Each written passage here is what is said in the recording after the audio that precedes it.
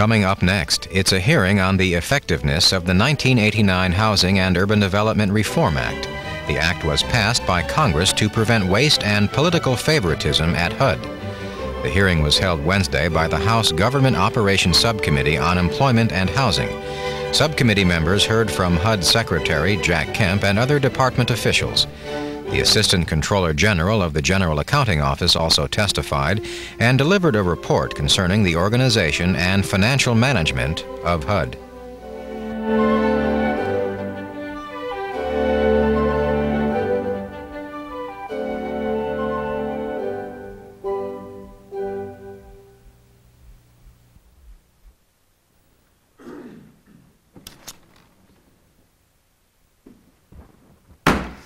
Subcommittee on Employment and Housing will please come to order. Before we get to the business of the day, Chair would like to express his deep appreciation, and I'm sure the deep appreciation of every member of this subcommittee, to Ms. Celia Boddington, one of the outstanding members of the staff, who played a key role in the HUD investigation and whose last day of service with the subcommittee is today. She's going on to bigger and greener and better pastures, and we wish her the very best. And I publicly want to express my profound appreciation to her. She's one of the thousands of unsung staff people on the Hill whose work in large measure makes this government function well. So, Celia, we thank you. Today, the subcommittee will be examining the implementation and effectiveness of the HUD Reform Act, which was passed by the Congress in late 1989 to make HUD programs less susceptible to waste, fraud, abuse, and political favoritism. This legislation resulted from our year-long series of HUD hearings, which revealed widespread abuses, fraud, influence peddling, favoritism, and gross mismanagement during the administration of former HUD Secretary Sam Pierce. The Reform Act was proposed by our current Secretary of the Department of Housing and Urban Development, Secretary Kemp, and enacted into law with his strong support and leadership. When Secretary Kemp last appeared before this subcommittee on July 11, 1989, I said he was being blitzed by scandals of his predecessor. Since that time, he has moved aggressively down the field of reform, getting closer to the goal line with each initiative. While he isn't there yet, he certainly is inside the 20-yard line. Today, we welcome back Secretary Kemp, whose leadership has reinvigorated and energized the department and gained him the admiration of his former colleagues here in the Congress. Last fall, when the subcommittee issued its report on what came to be commonly referred to as the HUD scandal, we said the following in our findings and conclusions. HUD Secretary Jack Kemp deserves credit for reacting swiftly and decisively to the time bombs left at the agency by his predecessor. He has brought energetic leadership and change to HUD. Secretary Kemp condemned the abuses, canceled certain programs, redrafted rules to foster competition, suspended certain companies and individuals from participating in HUD programs, and worked closely with Congress to clean up the mess at HUD. When President Bush signed the HUD Reform Act into law, he stated, "Never again must we let the programs of the Department of Housing and Urban Development be abused for political purposes or personal gain." The Reform Act required HUD to publish notice in the Federal Register whenever HUD funds became available, to make public its selection criteria, to announce publicly all funding decisions, and to make public all waivers of regulations granted by HUD officials. It required the registration of consultants and lobbyists attempting to influence HUD decisions. The HUD Reform Act also provided that most housing program funds be distributed geographically according to a needs-based fair share formula, and then awarded to projects through open competition at the local level. It eliminated the Secretary's discretionary funds, the source of many of the abuses during Secretary Pierce's tenure, and replaced it with special purpose grants for specific limited uses. The Reform Act also established the Chief Financial Officer for HUD and the Controller for the Federal Housing Administration, the FHA.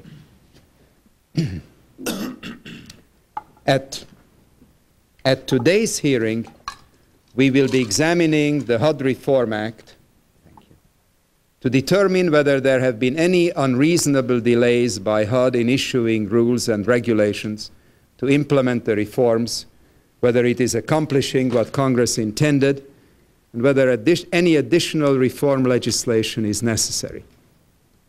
We will also be hearing testimony today from HUD Inspector General Paul Adams, whose report on the Section 8 Moderate Rehabilitation Program was the catalyst for our lengthy HUD investigation and series of hearings. I would like to commend him for the assistance he and his staff provided and continue to provide to the subcommittee. Also testifying will be representatives of the General Accounting Office, and I want to express my appreciation to them for their help and their work and their assistance. They will report on their 9 months investigation of HUD programs. Now, I fully realize that some people feel progress should have been faster and more comprehensive. Perhaps so. I don't believe that there is a person in this city who could have done a more superb job of cleaning up the mess at HUD while continuing with new and creative and imaginative programs and starting new programs the way our secretary has done. I used to be in the academic world for many years, more decades than I'd care to remember, as a professor of economics. And I was viewed by my students as a fair but very tough evaluator of performance. If I had to give a grade to Secretary Kemp, it would be an A+. Mr. Secretary, we are delighted and honored to have you. Thank you. We will now turn the mic over to the ranking Republican on the subcommittee. Well, thank you very much, Mr. Chairman. I would also like to welcome Secretary Kemp to today's hearing. After all the controversy surrounding the Department of Housing and Urban Development, Jack Kemp was certainly a welcome sight with his agenda of reform and ethics changes, and in addition to his outstanding and remarkable leadership abilities. He acted quickly and decisively to end the abuse of HUD programs and implemented policies based on fair and open competition. We are all aware of the critical need of affordable housing for all Americans. In Dade County, which is my district, the Miami Coalition for the Homeless estimates that there are at least 6,000 homeless people on any given day in Miami. And of these homeless, 40% are families with children. That's at least 2,400 children who desperately need affordable housing. I think we can all agree that it is imperative that we work together to find an innovative solution to solve this crisis. And the first step is reform. This includes changes in the process, open competition, and no more political favoritism. Secretary Kemp is making this happen. The work that has been accomplished by Secretary Kemp via the HUD Reform Act is critical. It has helped in the elimination of the numerous deficiencies that HUD had previously experienced with program abuse.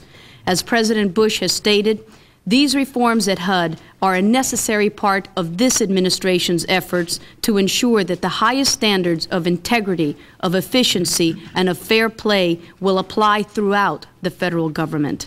And I cannot agree more.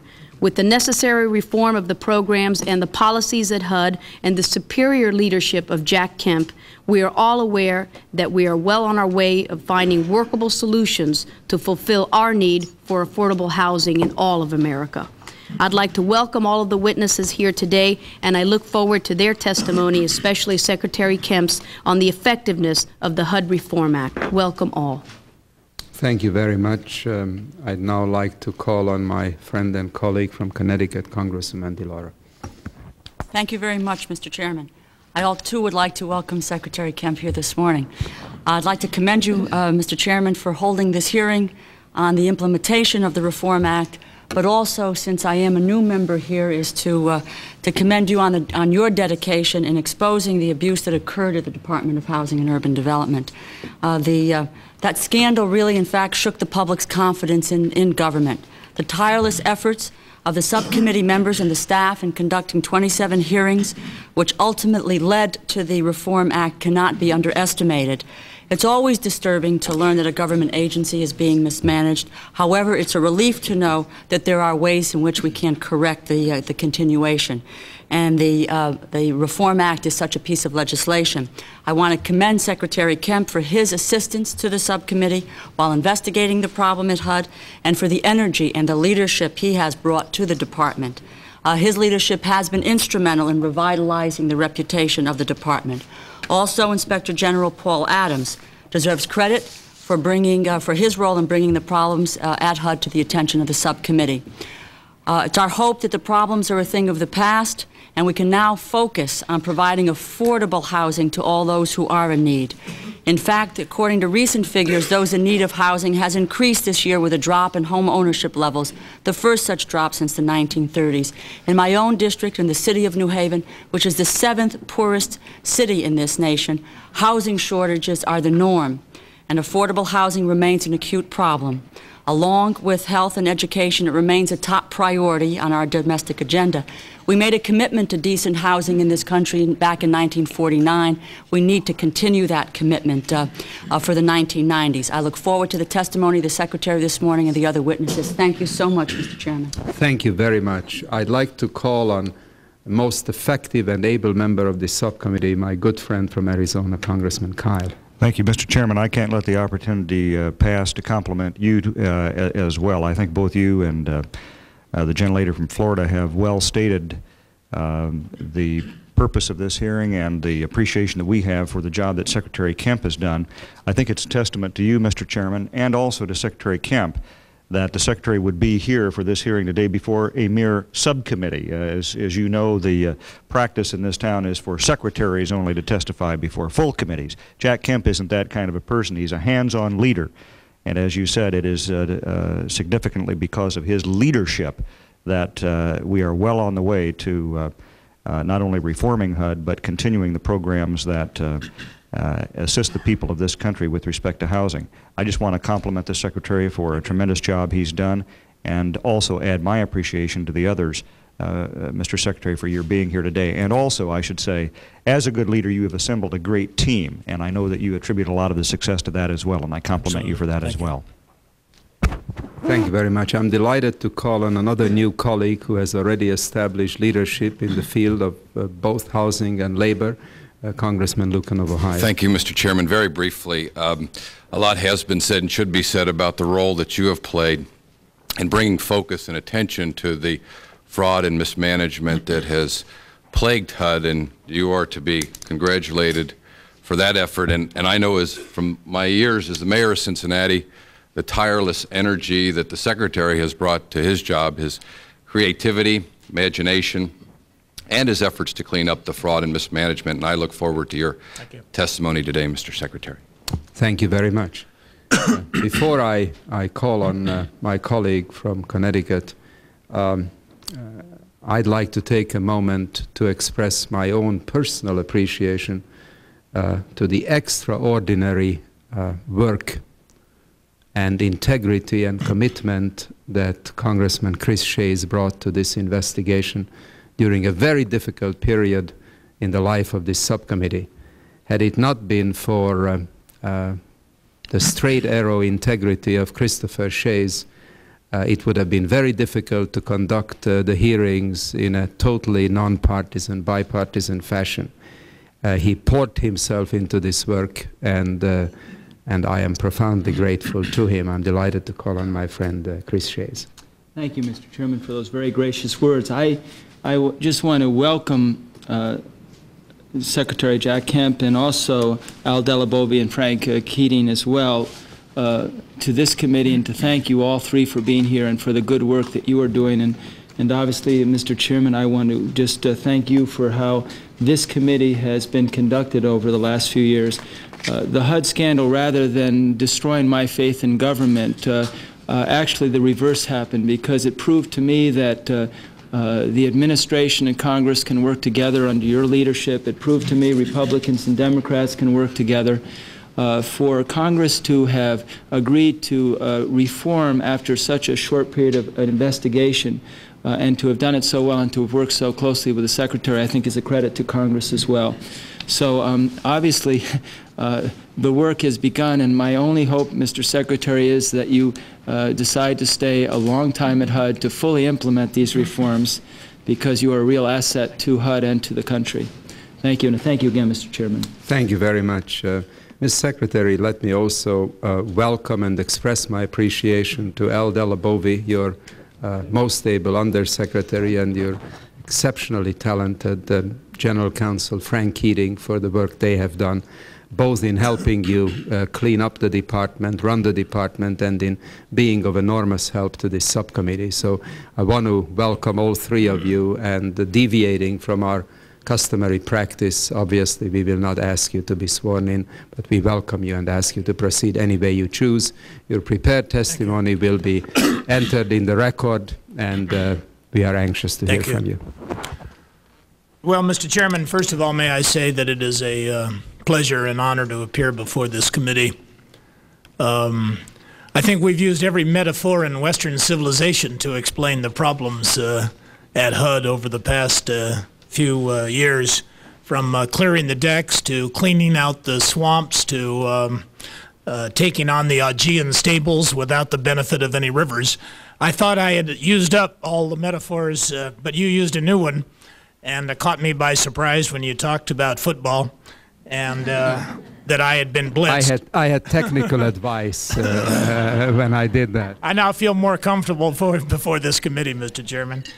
I don't know that I was blitzed. The President gave me a great opportunity. I welcomed the chance to do it. You too, and this committee, the members of the committee, have given me an opportunity. I was brought up to believe that problems are opportunities, oftentimes disguised as insurmountable barriers. As Winston Churchill said one time, when someone said that something that happened in his career would be a blessing in disguise, he said, well, it's awfully well disguised. And this was a well-disguised opportunity, but I report to you today, sir, that with your cooperation, certainly that of the administration, and on both sides of the aisle, as you and Chris Shays and Rose DeLauro have all alluded to, I feel very confident that the blitz has been taken care of. I don't know whether we're on the 20-yard line or the 30-yard line or the 10-yard line, but I do believe that with the cooperation of this committee, both sides of the aisle, as I pointed out, we have a National Affordable Housing Act, the Cranston-Gonzalez bipartisan Hope and Home legislation. We won a significant victory last Thursday night with your help, Mr. Chairman, and that of both sides of the aisle. So I really appear today with a sense of optimism about the future, the commitment to work with you on these vexing and challenging problems, and to say that I really do think, as both Congressman Shays and Congresswoman DeLauro pointed out, there have to be certain issues, there have to be certain problems upon which men and women of the left and the right, I mean the aisle, that is, not so much ideological, but Democrat and Republican, can put aside partisanship, put aside ideology, and find another way, a third way, el otro sendero, Congresswoman Ross Layton, and another path. And I think we have, both on reform as well as affordable housing. I particularly appreciate you, Mr. Chairman, for giving me an A+. I think it's probably closer to a B+ until we get the type of legislation both authorized, as it has been, but also funded.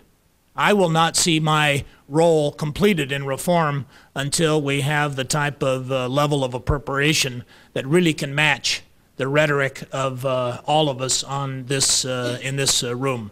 And I appreciate your giving credit to the President for his efforts. He set the moral and ethical lodestar for all of us in his cabinet. You have made tremendous demands upon us. I say that without using the word pejoratively, but using it positively. You have made it both a political as well as a moral obligation to do this. General MacArthur one time said that in order to establish authority, precipitate action immediately. And the very first thing I did in order to reestablish the authority, at least ethical authority, moral and fiduciary responsibility, was to eliminate the Secretary's discretionary accounts. It seemed to me that was the epicenter of the scandal, notwithstanding the problems in many different program areas, getting rid of the discretionary accounts, moving things into the sunlight, publishing our decisions, predicating them on merit and need and competition, I believe to be the highest lodestar, if you will, of ethics and depoliticizing HUD. I think that was the most important challenge, to take it out of politique and turn it into the type of an agency that could meet the goals of helping to recapture the American dream for all too many who had been left out of that dream, given not only the problems that were endemic to HUD, but also the systemic problems that were denying low and moderate income people a chance to have that piece of the rock, if you will, that share of the American dream. I want to say to, as the rabbi said before I speak, may I say a few words? May I, before I get to my formal testimony, may I compliment not only you, Mr. Chairman, but also Mayor Lucan. Appreciated so very much your support for appropriating monies for Hope 1. And one last thing I need to say. I think it is important, as Rose DeLauro pointed out, that the American people see that while an agency can be flawed, both systemically and organically almost, that nonetheless both sides of the aisle can pull together and work out the problems. There's one other element of that. I probably campaigned against every member of the Democratic Party on this committee, campaigned and I campaigned for every Republican member. But let me say, I can't imagine a cabinet officer having more friends, more allies in this effort than I see on both sides of the aisle. It means a lot to me. And I think it proves one other football metaphor, or at least lesson, that you can have healthy competition in democracy and still be friends, still be allied on the higher goals. It makes democracy work better to know, and have the press know, and the American people watching via C-SPAN know, that I campaigned against Rose DeLauro. I campaigned against Mayor Lucan. I campaigned against the chairman of this committee a long time ago, and I campaigned for the Republican, but there has been not a single word of acrimony. There's been not a single political statement that has been made in this committee. It speaks well of your leadership, Mr. Chairman, speaks well of the integrity and credibility of our colleagues on the Democratic side, and let me say how much I appreciate again Ileana Ross-Lehtinen and John Kyle and someone for whom you have mentioned high regard, Mr. Chairman, Chris Shays. So I want to say that. I won't say it every time I come back, but it meant a lot to me. We are happy to hear it every time. But in fact, I've told people all over the country, Mr. Chairman, that unless we make our democracy work at home, it ill behooves us to tell the world that democracy will work in Eastern Europe or Africa, Asia, and Latin America. So in no small way do we think we're helping to make our democratic system small d, Mr. Chairman. Don't get...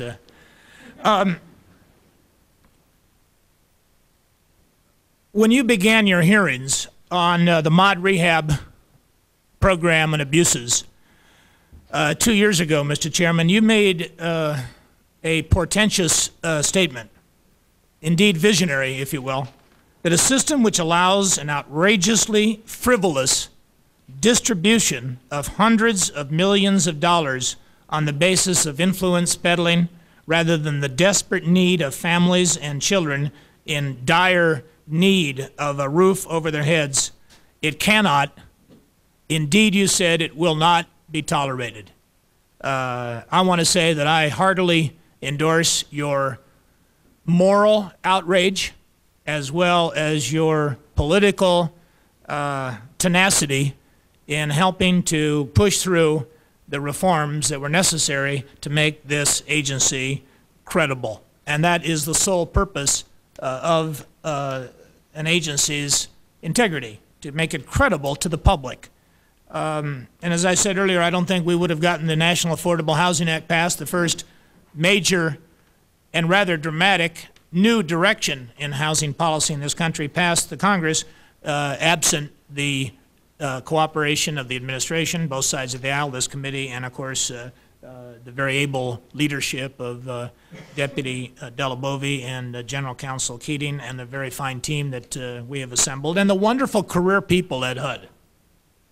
One of the worst things that had happened was the fact that there were many men and women who had been at HUD working in the vineyards, terribly discouraged, disheartened, disoriented, over the years, leaving HUD because of these political /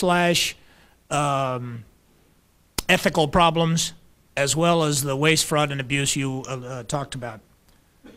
You gave credit for Paul Adams as our Inspector General for his honor and decency, as well as his effectiveness in suggesting reforms and keeping his eye on the problems. I'm very grateful to have an IG with whom both we can work, as well as know that he is looking over our shoulders. In fact, we have brought him into the decision-making process so that the assistant secretaries and my senior staff have the opportunity to sit with him on a weekly basis. I don't know of an agency that spends as much time with its Inspector General on an ongoing basis, both looking backwards, but what you would like me to do, Mr. Chairman, looking forward to monitor potential problems in the future. Let me also pay tribute to Charles Boucher of the GAO, who was instrumental in helping us come up with, if not the first chief financial officer in the federal agency, but helped us find the right person, Phil Kane, who happens to be with us today. So I'm grateful to GAO, to the RIG, and to all people who've had anything to do with us cleaning out the Augean stable.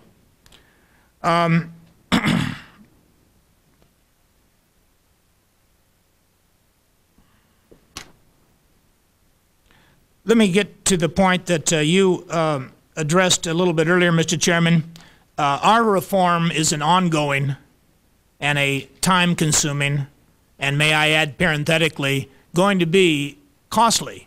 I don't mean costly in terms of hurting the American taxpayer, but costly in terms that we are committed to spending the amount of money that it's going to take to assure that when Kemp leaves someday, I have said publicly, I don't want to stay there the rest of my life. I don't think anybody would be surprised by that statement. But I am pledged to seeing this battle through, both the reforms as well as this anti-poverty effort that we want to help lead. But much has been accomplished, and much remains to be done.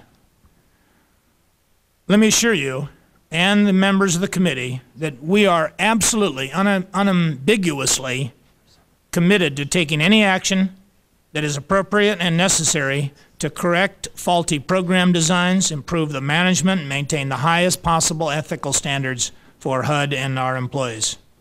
While we're succeeding, we also intend to finish the job. I want to say up front that I disagree with those who say that we have been so conscious at HUD of the past problems that we have become excessively, overly cautious, timid, trepidatious, fearful in this administration of implementing programs. If by that our critics mean that business as usual no longer applies and that HUD is taking its role very seriously as a financial manager, then I would agree. But, Mr. Chairman, we have not for a moment lost sight of the great goals of housing and home ownership, urban economic development that the President and I, as well as you on both sides of the aisle, want accomplished at HUD. Some of the ethics and management reforms we've made to ensure that our programs are not abused for political or personal gain and to improve financial management and accountability have been made. There's more that has to be done.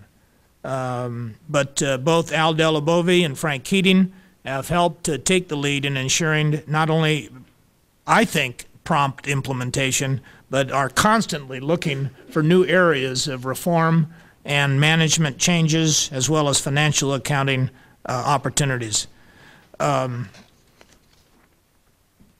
Many of HUD's worst problems existed because entirely too many former employees at HUD decided that the rules of fair play or ethical behavior did not apply. Much of the work done by our Inspector General, Paul Adams, documented that housing subsidies had been awarded to certain developers who paid huge, as you pointed out, Mr. Chairman, fees to politically connected consultants, people who did really nothing more than make a phone call or open a door or grease a connection. I am very pleased to report that HUD has completed the rulemaking on all of the ethics reforms contained in Title I of the HUD Reform Act, which this committee helped pass. The Reform Act updated and improves our statutory method for allocating housing assistance, as you pointed out, under a fair share rule.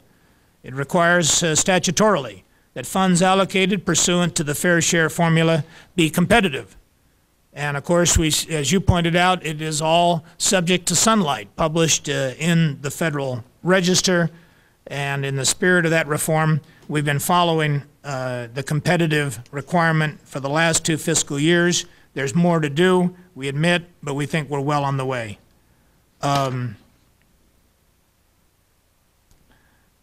The Act is intended to eliminate the wasteful use of HUD housing subsidies when assistance from other government sources, including low-income housing tax credits, are involved. The Act is intended and was intended to prevent the layering of subsidies. Outrageous, windfall, obscene profits. Now let me say parenthetically, there is no stronger supporter of the for-profit free enterprise system than yours truly. We have noticed that over the years. But I can see why people think that capitalism is for the rich and it's almost socialism of the third world variety, poverty for the poor.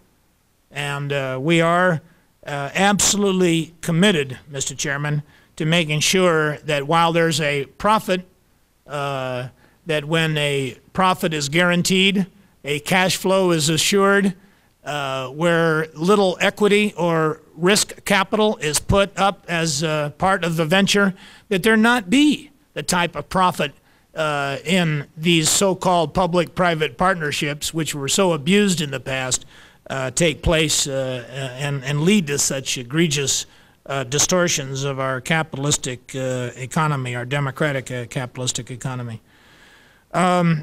Let me also state, Mr. Chairman, that though our rules governing accountability and subsidy layering took effect on April 13 of this year, the Department has been conforming to the spirit of the Act since its very adoption, even before the rules were made effective. And therein lies part of the reason why there's been some criticism of Kemp, HUD, Delabovi, Keating, our Housing Commissioner, Art Hill. I only mention the names to say that we have been attacked personally for slowing down, dissecting, and looking at every deal that had been heretofore pushed through influence and leading to outrageous profits without any risk.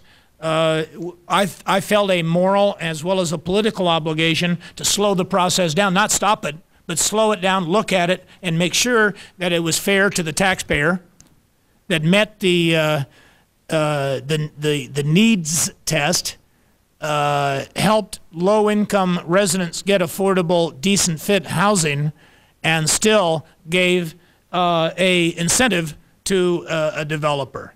And I've taken my lumps, but I'm a big boy, and having spent 13 years in pro football, I can tell you that I come out of it absolutely committed in knowing that it can be done if the type of cooperation of the rest of the Congress reflects that we have received from this very important committee. Guidelines for the other programs are under development. And let me also state, Mr. Chairman, that even though our rules governing accountability and subsidy layering took effect, as I said, on April 13th of this year, we have, as I also pointed out, been conforming to the spirit of that act since the rules were made effective. A rule taking effect this very day, Mr. Chairman, as we speak, implements a Reform Act provision that prevents disclosure of any information about the application process. I don't need to tell you how people on the inside were taking advantage of the system and giving one applicant a competitive advantage over another. We believe to every degree possible that has been ended.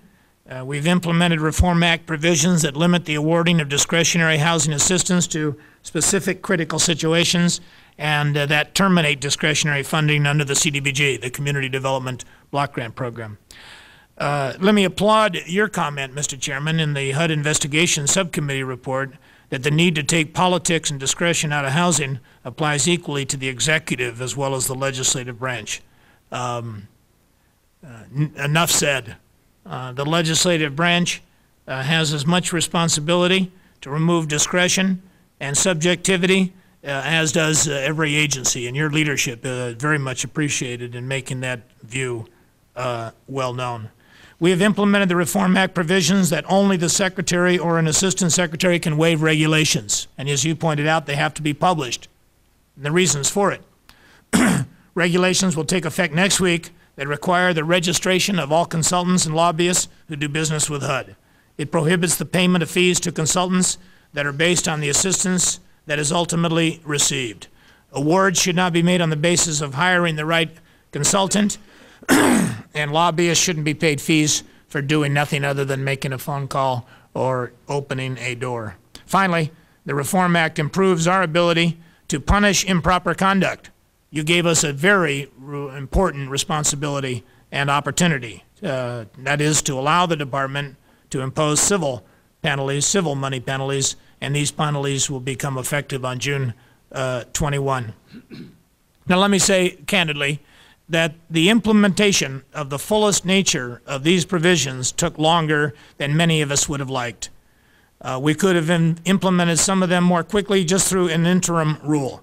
However, because we believe these were path-breaking reforms, we wanted to adhere rigidly to the Administrative Procedure Act. We wanted to give all parties ample opportunity to comment during the rulemaking process.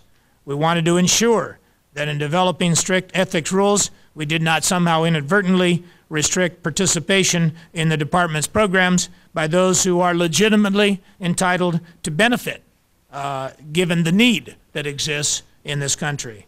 So successful implementation of these reforms requires that HUD's 14,000 employees maintain high ethical standards. We've made it clear to every employee that there's but one acceptable standard of conduct at HUD, and that is from every employee, from the Secretary on down, and we will be held accountable to it. We have a zero tolerance for violations of our standards of conduct. We have established a freestanding Office of Ethics under the leadership of Frank Keating, my general counsel, and for whom I'm very grateful. The ethical standards of the department apply not only to HUD employees, but also to those who administer the HUD programs. I don't believe that a lack of accountability and responsibility are reasons or excuses for poor financial management. However, it was clear to us very early, Mr. Chairman, that the more than 75 management systems at HUD lacked anything resembling the rigorous financial accountability and coordination that the public has a right to expect. This created very great difficulties in our ability to evaluate the financial health and effectiveness of many of the programs. In addition, no person at HUD below the secretarial level was even accountable for making sure that the different program offices and computer systems were working together to prevent the fraud that you were committed to removing from HUD. GAO recommended to you, Mr. Chairman, and to the Congress that we establish a chief financial officer. We agreed with GAO, we agreed with the administration, and as I pointed out, we made Phil Kane the department's chief financial officer in January this year. Eleanor Clark, the FHA controller, came to HUD in May of 1990, and I have appointed controllers in all of our program offices at HUD with responsibility for programs that use the U.S. taxpayer dollars.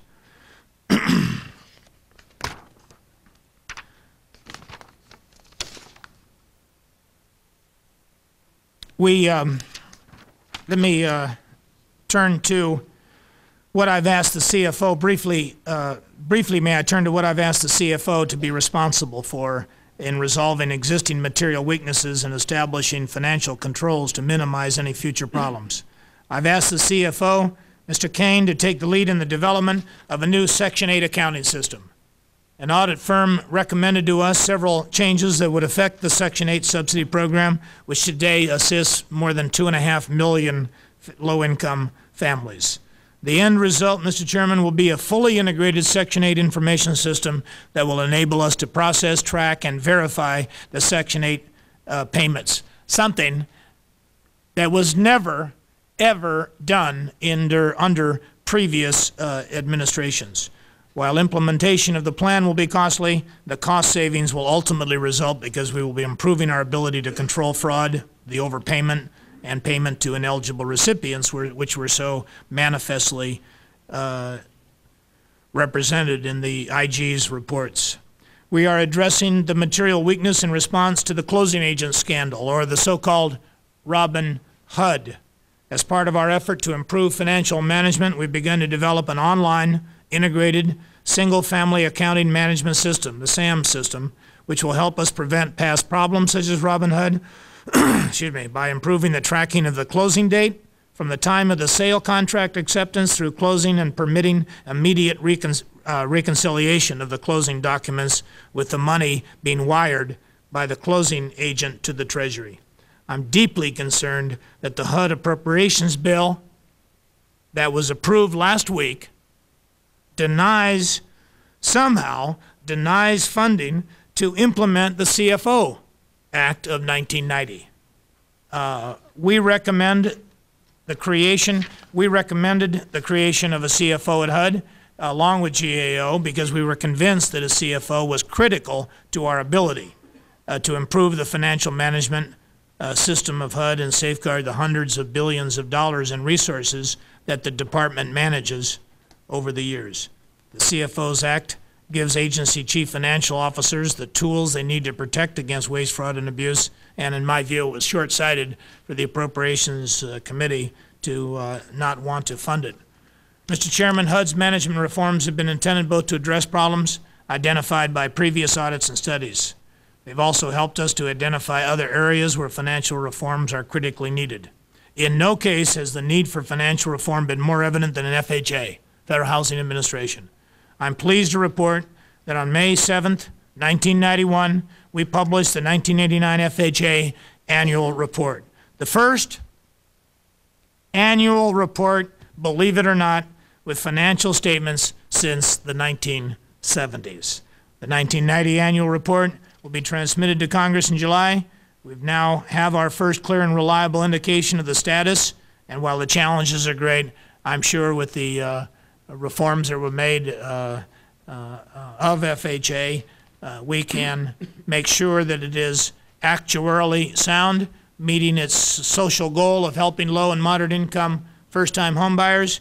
And while that is a Solomon-like responsibility, I can tell you that to those who worry about the loss of first-time home ownership opportunities because we have tightened up somewhat, I have told Chairman Gonzalez that I will personally testify once every 6 weeks as to the efficacy of the reforms, as well as our social goals of helping low, moderate, first-time home buyers meet that or get a piece of that American dream. In '89, we commissioned an independent actuarial analysis to assess the impact of changing economic conditions on the single-family insurance fund of FHA.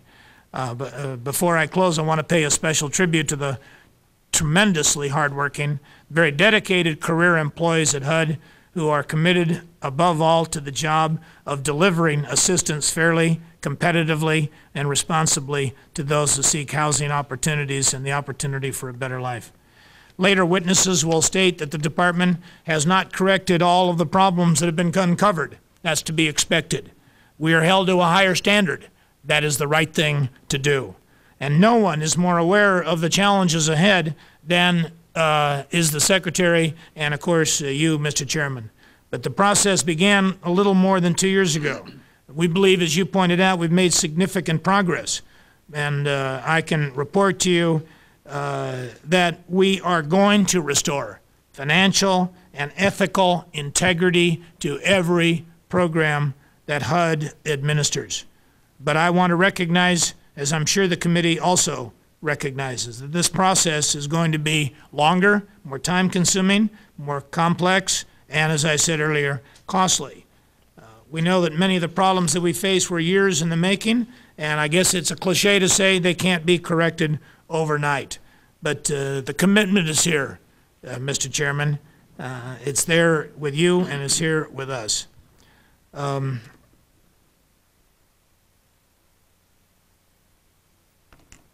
I would only add one last footnote, which was something that you mentioned in your opening comments. Some programs had to be terminated. They were just fundamentally and systemically poisoned. My attempt has not been to come to HUD and use some type of scorched earth policy. It has been to look very carefully at the program, look at the need, find out how it could be reshaped, reorganized, or in the case of a couple of programs, terminated. We want to make sure that our programs are well managed and benefit the people they're intended to serve, and our decision about programs are made on that basis. And I think, frankly, recently there have been very few people who have not seen the results of reforming HUD as an agency, reforming the programs to make them work better for low and moderate income people, and to eliminate programs that had organic flaws. And let me just conclude by saying thanks to you, thanks to the committee, thanks to my many friends on the Democratic side of the aisle, and to my many colleagues on the Republican side of the aisle, and to an administration, because the very highest ethical standards were set by the President in his cabinet when he said that he would not tolerate any abuses, and we have tried to carry that out to the best of our ability. And I thank you for the chance to testify. Thank you very much, Mr. Secretary, for your very comprehensive and very eloquent and substantive testimony. Let me begin by suggesting that if any of my questions should be answered by either of your colleagues accompanying you, that will be more than fine with us. Thank you. You just direct the traffic any way you choose. At the very outset, you said that your work as HUD Secretary is not completed until the administration agrees to adequate funding of HUD programs. And let me underscore the importance of that remark. While I gave you a grade of A+ for your work, and I'm very proud to stand by that grade, I am not giving an A+ to the funding that HUD programs are getting in the administration's budget. And as you and I and all of us here know, there are enormous needs in the country in terms of moderate housing, affordable housing, low-income housing, the homeless, and our task certainly will not begin to be completed until the resources will be brought to bear on this issue. It was critical to clean up the way HUD worked, and now we have to see to it that HUD has the money to do the job with, and I'm sure you agree with that. I do. When you last testified before this subcommittee, Ms. Secretary, you stated that you had established an asset recovery strike force to recover cash and property that had been embezzled or misapplied. Can either you or your colleagues give us an indication of what has been recovered by the strike force to date and what is in the pipeline about to be recovered? Well, before I answer that specific question, for the record, I wouldn't be a good member of the Bush team if I didn't just respond with a brief, very brief perspective on funding. Our HUD funding has gone up by 30% over the past 2 years. There was a decline both in budget authority. No, actually, only in budget authority in the 1980s. While outlays were going up, budget authority went down as the country shifted from the construction of housing to vouchers, certificates, and incentivizing the system. Notwithstanding that debate, let me say that our programs for the homeless, drug elimination grants, HOPE and HOME are all subject, as you know, Mr. Chairman, to the vagaries and vicissitudes of the debate in the Congress of the United States of America. And I want you to know that I am a fighter for these programs that we have authorized under the National Affordable Housing Act. This administration, while working within the parameters of a budget that is really forcing us to choose priorities, I can say, sir, that we can, if not resolve these problems, we believe that with the proper funding in the President's budget and the HUD budget, we can make a long step, a significant and progressive step towards meeting these challenges. And I also want to ask the Congress to cooperate with fully funding of the budget. Having said that, the Asset Recovery Strike Force was suggested to me by the General Counsel, Frank Keating. We moved quickly to establish one. It's in his office. I've asked him to lead it.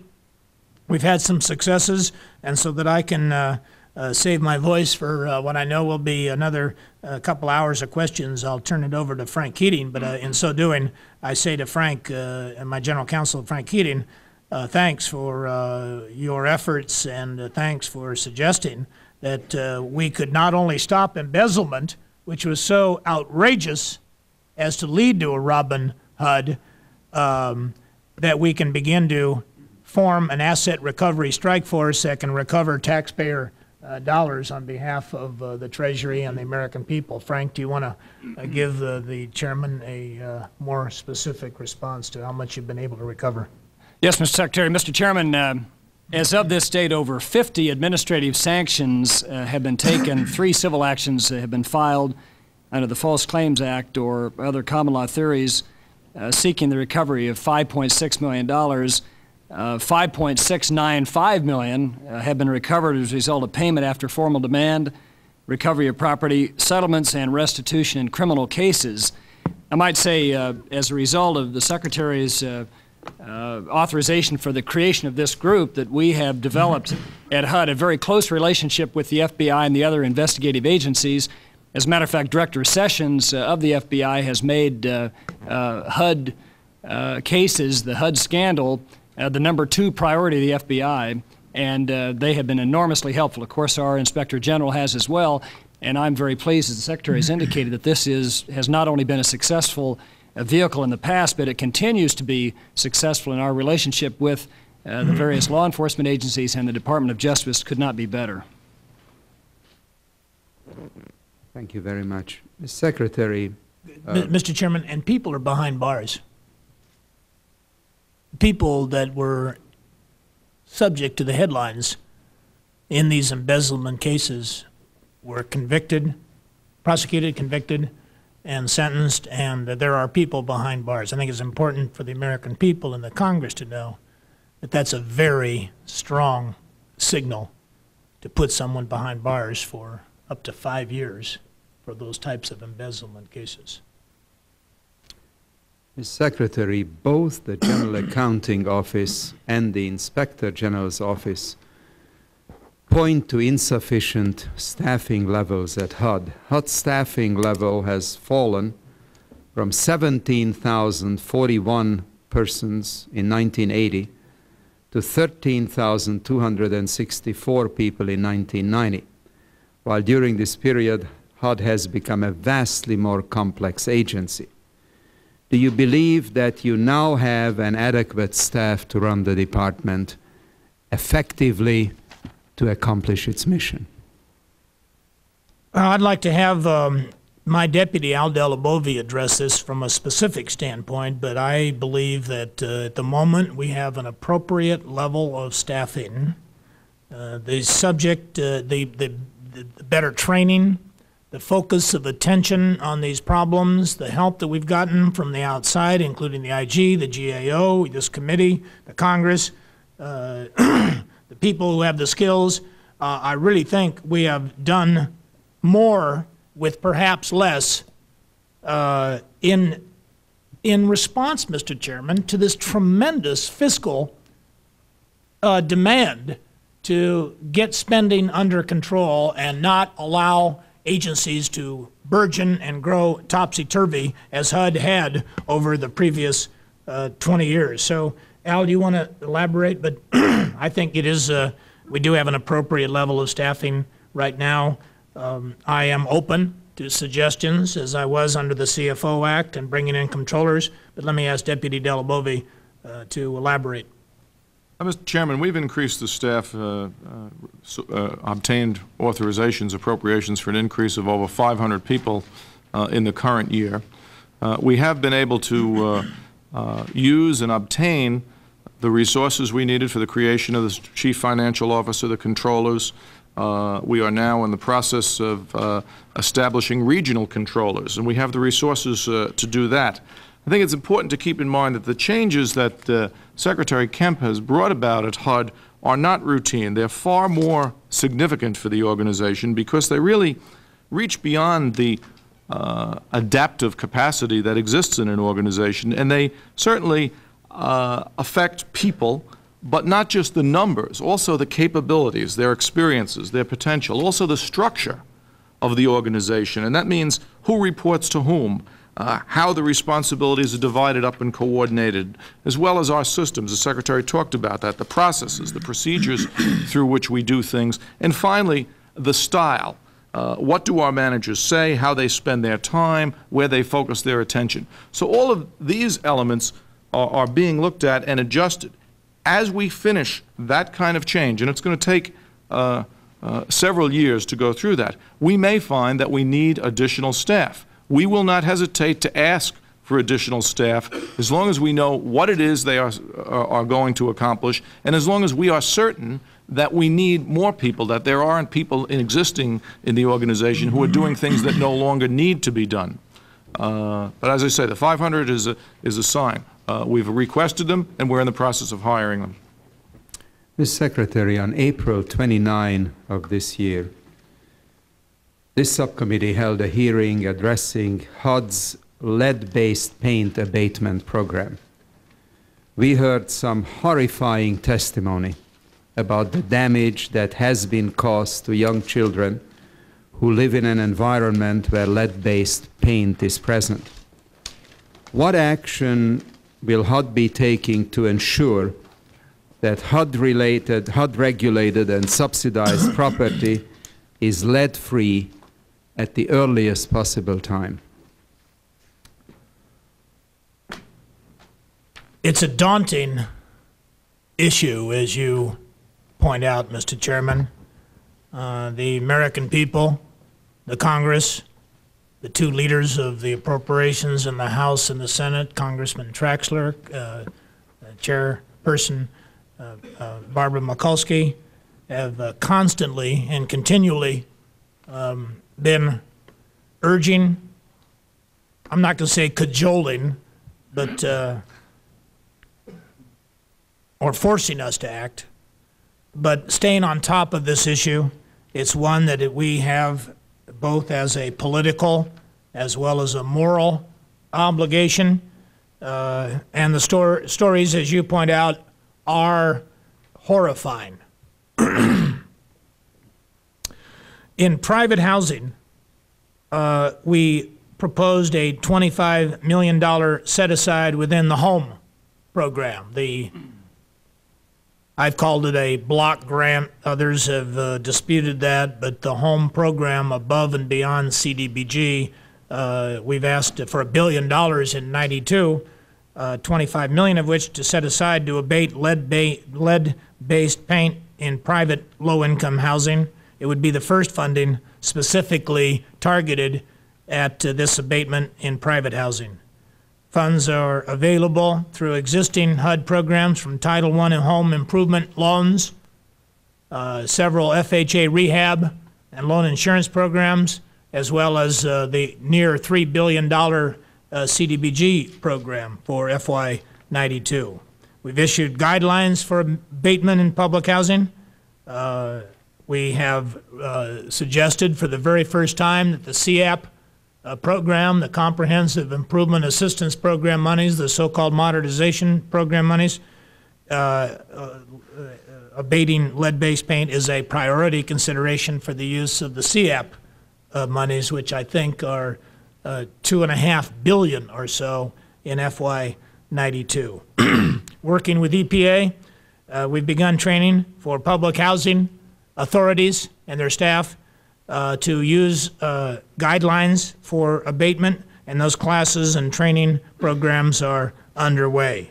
We are in the process, Mr. Chairman, under the leadership of John Weicker, Assistant Secretary, of developing a plan for dealing with lead paint until it can be fully abated. We've more to do. This is, as you pointed out, Mr. Chairman, a tremendously vexing problem, daunting issue. There are more than 16 agencies of the federal government, including VA, Defense, Ag, and the RTC, who are working both individually as well as collectively on this program. And we know the high priority this committee and the Congress places. And while I don't have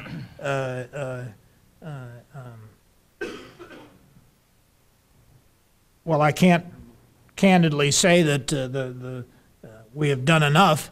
I think we have begun the type of responsible approach to this problem that you would require of us. And we will work with the Congress every step of the way. Thank you very much. I may have additional questions, but I now want to turn to my friend and colleague from Florida, Congressman Russ Layton. Thank you very much, Mr. Chairman. Mr. Secretary, you had discussed briefly the community-based development grant in relation to the lead-based paint problem, but I know that you have been leading the battle to try to target more of those funds, not on lead-based, but on all of the grants, to more anti-poverty efforts rather than downtown beautification projects. How successful have you been with convincing the local governments that should be done? A local control as opposed to Washington control is always an ongoing problem. What is the current status of that? Yeah, I would say, Congressman Russ Layton, that there's been a lot of cooperation and some areas where I would be surprised at the failure to cooperate. Seems to me that federal dollars should be used appropriately for the men and women and families who are in poverty, who are low and moderately low income levels.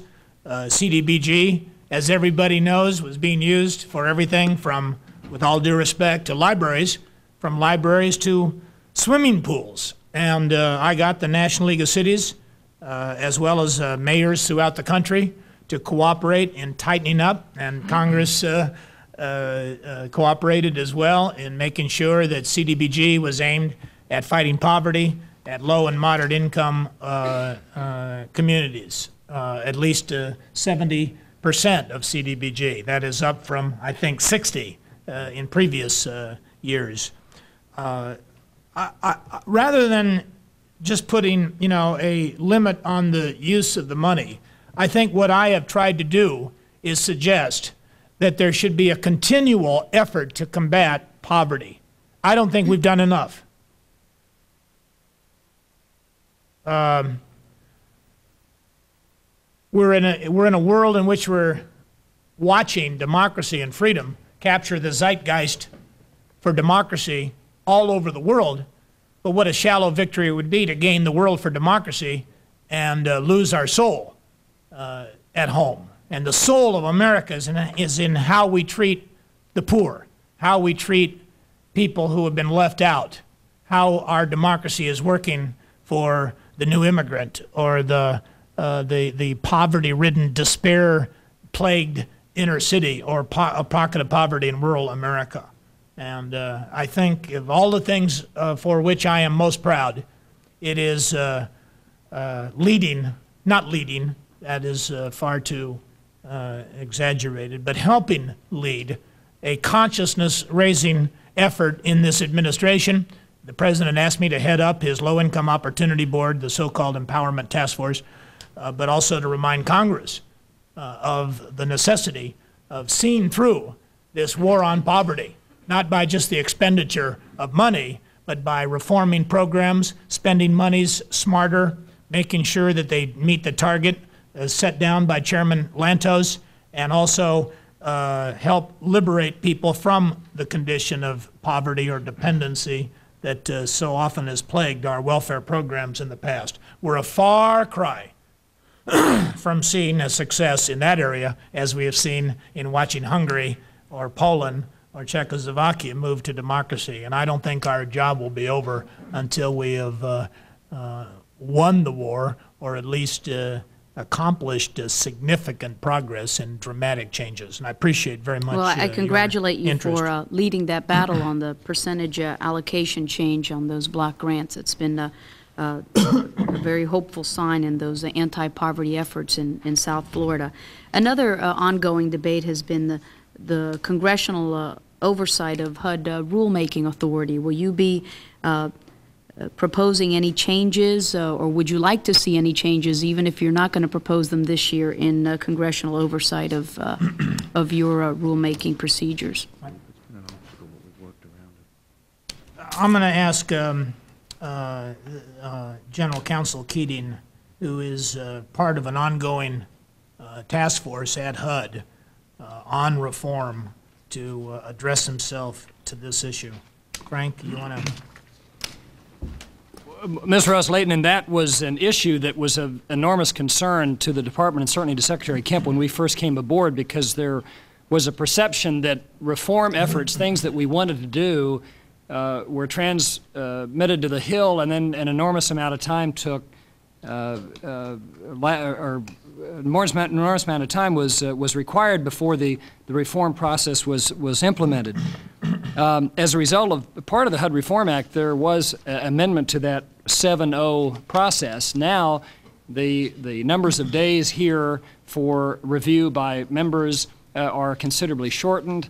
We think the process is working well, and we think that the reforms are working well, and we really don't anticipate at this juncture to request any further amendment to the statute. Okay, thank you. And speaking of reforms, what reform recommendations were made by HUD which were not included in the Major Reform Act passed? Not on this subject, but generally on others. Well, most all of them were implemented. There were several that caused us, from an enforcement standpoint, certainly the FHA enforcement standpoint, some difficulty, and that would be in the area, first, of the dealer-originated home improvement loans, and secondly, in the dealer-originated manufactured housing loans. All of those are matters which are currently under review by FHA at the Department, with obviously consultation and advice from members of this subcommittee and their staffs, and we hope that some progress might be made. Our concern, for example, in the home improvement loan area was that it is difficult in the policing of those loans to have the person who is selling the service make the loan and make the underwriting decision. In effect, you have the policeman playing the role of the seller as well, and that creates a possibility of abuse, and we have suffered as a fund, the FHA fund, one of the FHA funds has suffered significant losses as a result. But that said, I want to emphasize, as Secretary Kemp has said repeatedly, the HUD Reform Act itself was identified as a result of the review of the Inspector General's audits and reports, and by and large, the recommendations of those audits and reports were implemented in law, and we are very pleased with that fact. One postscript to that answer would be something that has been brought to my attention by the Inspector General, that when a mortgagor declares bankruptcy, there's such a delay in foreclosure that it really limits our ability to take the type of action to prosecute it as expeditiously as we and the IG would like. The administration is going to be transmitting to the Congress a bill to exempt from the automatic stay provisions of the bankruptcy code actions taken to foreclose on a HUD-insured or HUD-assisted multifamily project. We believe the proposal would remedy the current problem by permitting us to prosecute mortgage defaults through foreclosure and take the necessary interim measures that would protect the interests of the department and the taxpayer and the residents of the properties involved. We submitted under the first HUD Reform Act. It was not enacted. We think, as does our IG, that this would be an important reform yet to be implemented, but I'm sure Congress will see fit in its wisdom to cooperate with us on finding an answer to this equally problematic area. Thank you, Mr. Secretary. You had discussed FHA insurance, and that's certainly very important to meet the mortgage financing needs of low and moderate income families. You had discussed in your testimony the fiscal health of the FHA insurance program, and wanted to ask you what recommendations you will be making in order to ensure the sound financial condition of this program, so we could have a sneak preview of your July report to Congress then. Well, we got our reform through of FHA, Congresswoman, during the Affordable Housing Act, the National Affordable Housing Act, the so-called Cranston-Gonzalez Act. It has not been, we've not had long enough time to sufficiently gauge its impact both on the trust fund as well as on the social goals of helping first-time home buyers. I have committed this administration, and the President has concurred. In fact, he has specifically said that he would like to help in using HUD's programs, including FHA, homesteading, and our preservation strategy, to create 1 million new homeowners. I think someone mentioned earlier about the fact that ownership of homes has dropped, I think, from 64.4 to 64.2%. Any drop is a subject of concern, but nonetheless, there are demographics and families that either fail to form for one reason or another that might also explain, other than the economics of high long-term interest rates. But we do want to create more homeowners. It is at the heart of our anti-poverty effort to expand ownership, expand the base of property, to give people access to assets. And a home is the most important asset that a family first invests in. And so we are going to watch FHA and our reforms.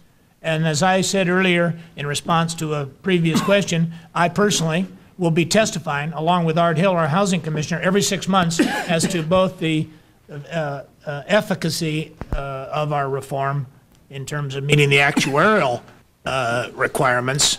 I mean, I'm legally required to conduct FHA in an actuarially sound basis. Then I have another hat, which is to conduct FHA in such a way as it maximizes opportunity for first-time homebuyers of low and moderate income status to get that property. So there is a competing, albeit necessary, requirement for HUD and FHA Commissioner Hill. We will be testifying every 6 months, so I would save my findings, if you will, until I do testify. I'll be happy to come back to the Lantos Committee. It should be subsequent to my testimony before Chairman Gonzalez's Banking Committee, but we think that we're on the way towards a sounder trust fund. And I do not agree with the Mortgage Bankers Association, who are scaring people half to death, thinking that we're going to remove 250,000 first-time homebuyers from that opportunity. Our figures and Price Waterhouse's figures are much closer to, I think, the reality of reducing the defaults, which now are in the range of 11.5% per annum.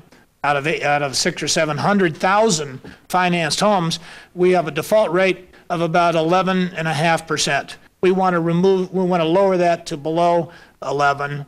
We want to not remove people from the opportunity to buy a home, but we do think they ought to have a greater equity in that first-time home, so it may delay purchase for 2-3 months, and we think by so doing, we help both the trust fund as well as that first-time home buyer. But again, I will be up here every 6 months testifying as to how we're meeting both of those concomitant goals. Thank you, Mr. Secretary, and I congratulate you again for courageously continuing the battle for ethics reform in HUD, and also for working hard to make the dream of home ownership a reality for all Americans. Thank you. Thank you very much, Congresswoman DeLauro. Thank you, Mr. Chairman. Mr. Secretary, mentioned in your testimony, in the written testimony, that HUD had issued guidelines for subsidy layering, and there are informal guidelines. Has there been any thought about a consideration of a full regulation process in terms of the subsidy layering rather than just informal guidelines?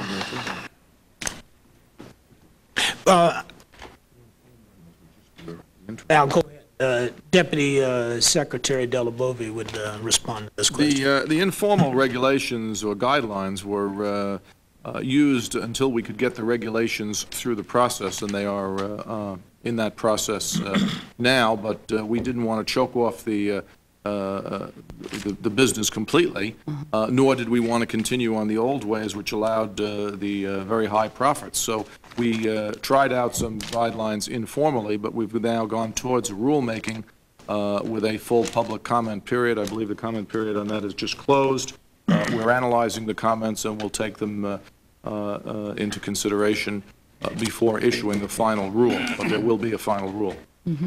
What's the time frame on an issuing of a final rule? I would always hesitate, Congresswoman, to predict that. I would hope within 100 days from the close of the comment period, but a lot of that has to do with how many comments we receive, how long it takes us to analyze them, whether there are really any surprises or things that we've heard before. There were a tremendous amount of public meetings that the Housing Commissioner and his deputies held, but it's very possible we will find comments that we hadn't anticipated before. That's why we have a comment period, and it may take us a little longer to respond, but we are trying to move this as quickly as possible, and I would hope that within 100 days from the close of the comment period, we could have the final rule out. The General Counsel may want to add to that. I might postscript the deputy's comments by saying one of the reasons why we went with guidelines was that we would provide flexibility and really sound business judgment to enter into this decision-making process. As you know, the statute was pretty general. It said no more assistance than is required to provide affordable housing. So we came up with an internal rate of return of 16%. Well, should that be 17 or 15? All of that is subject to experience, as Secretary Kemp said and as the Deputy Secretary said, and we will adjust that to match the need and the reality of the marketplace. So it's unlike some of our rules and some of our guidelines, which are hard and fast. This is one that we obviously are going to have to see what experience teaches. It seems that 100 days is time period to try to do a lot of things. May I inquire, if I may ask my colleague to yield, whether Congressman Carr's button refers to that 100-day period? 100 days, right? Oh, is that what that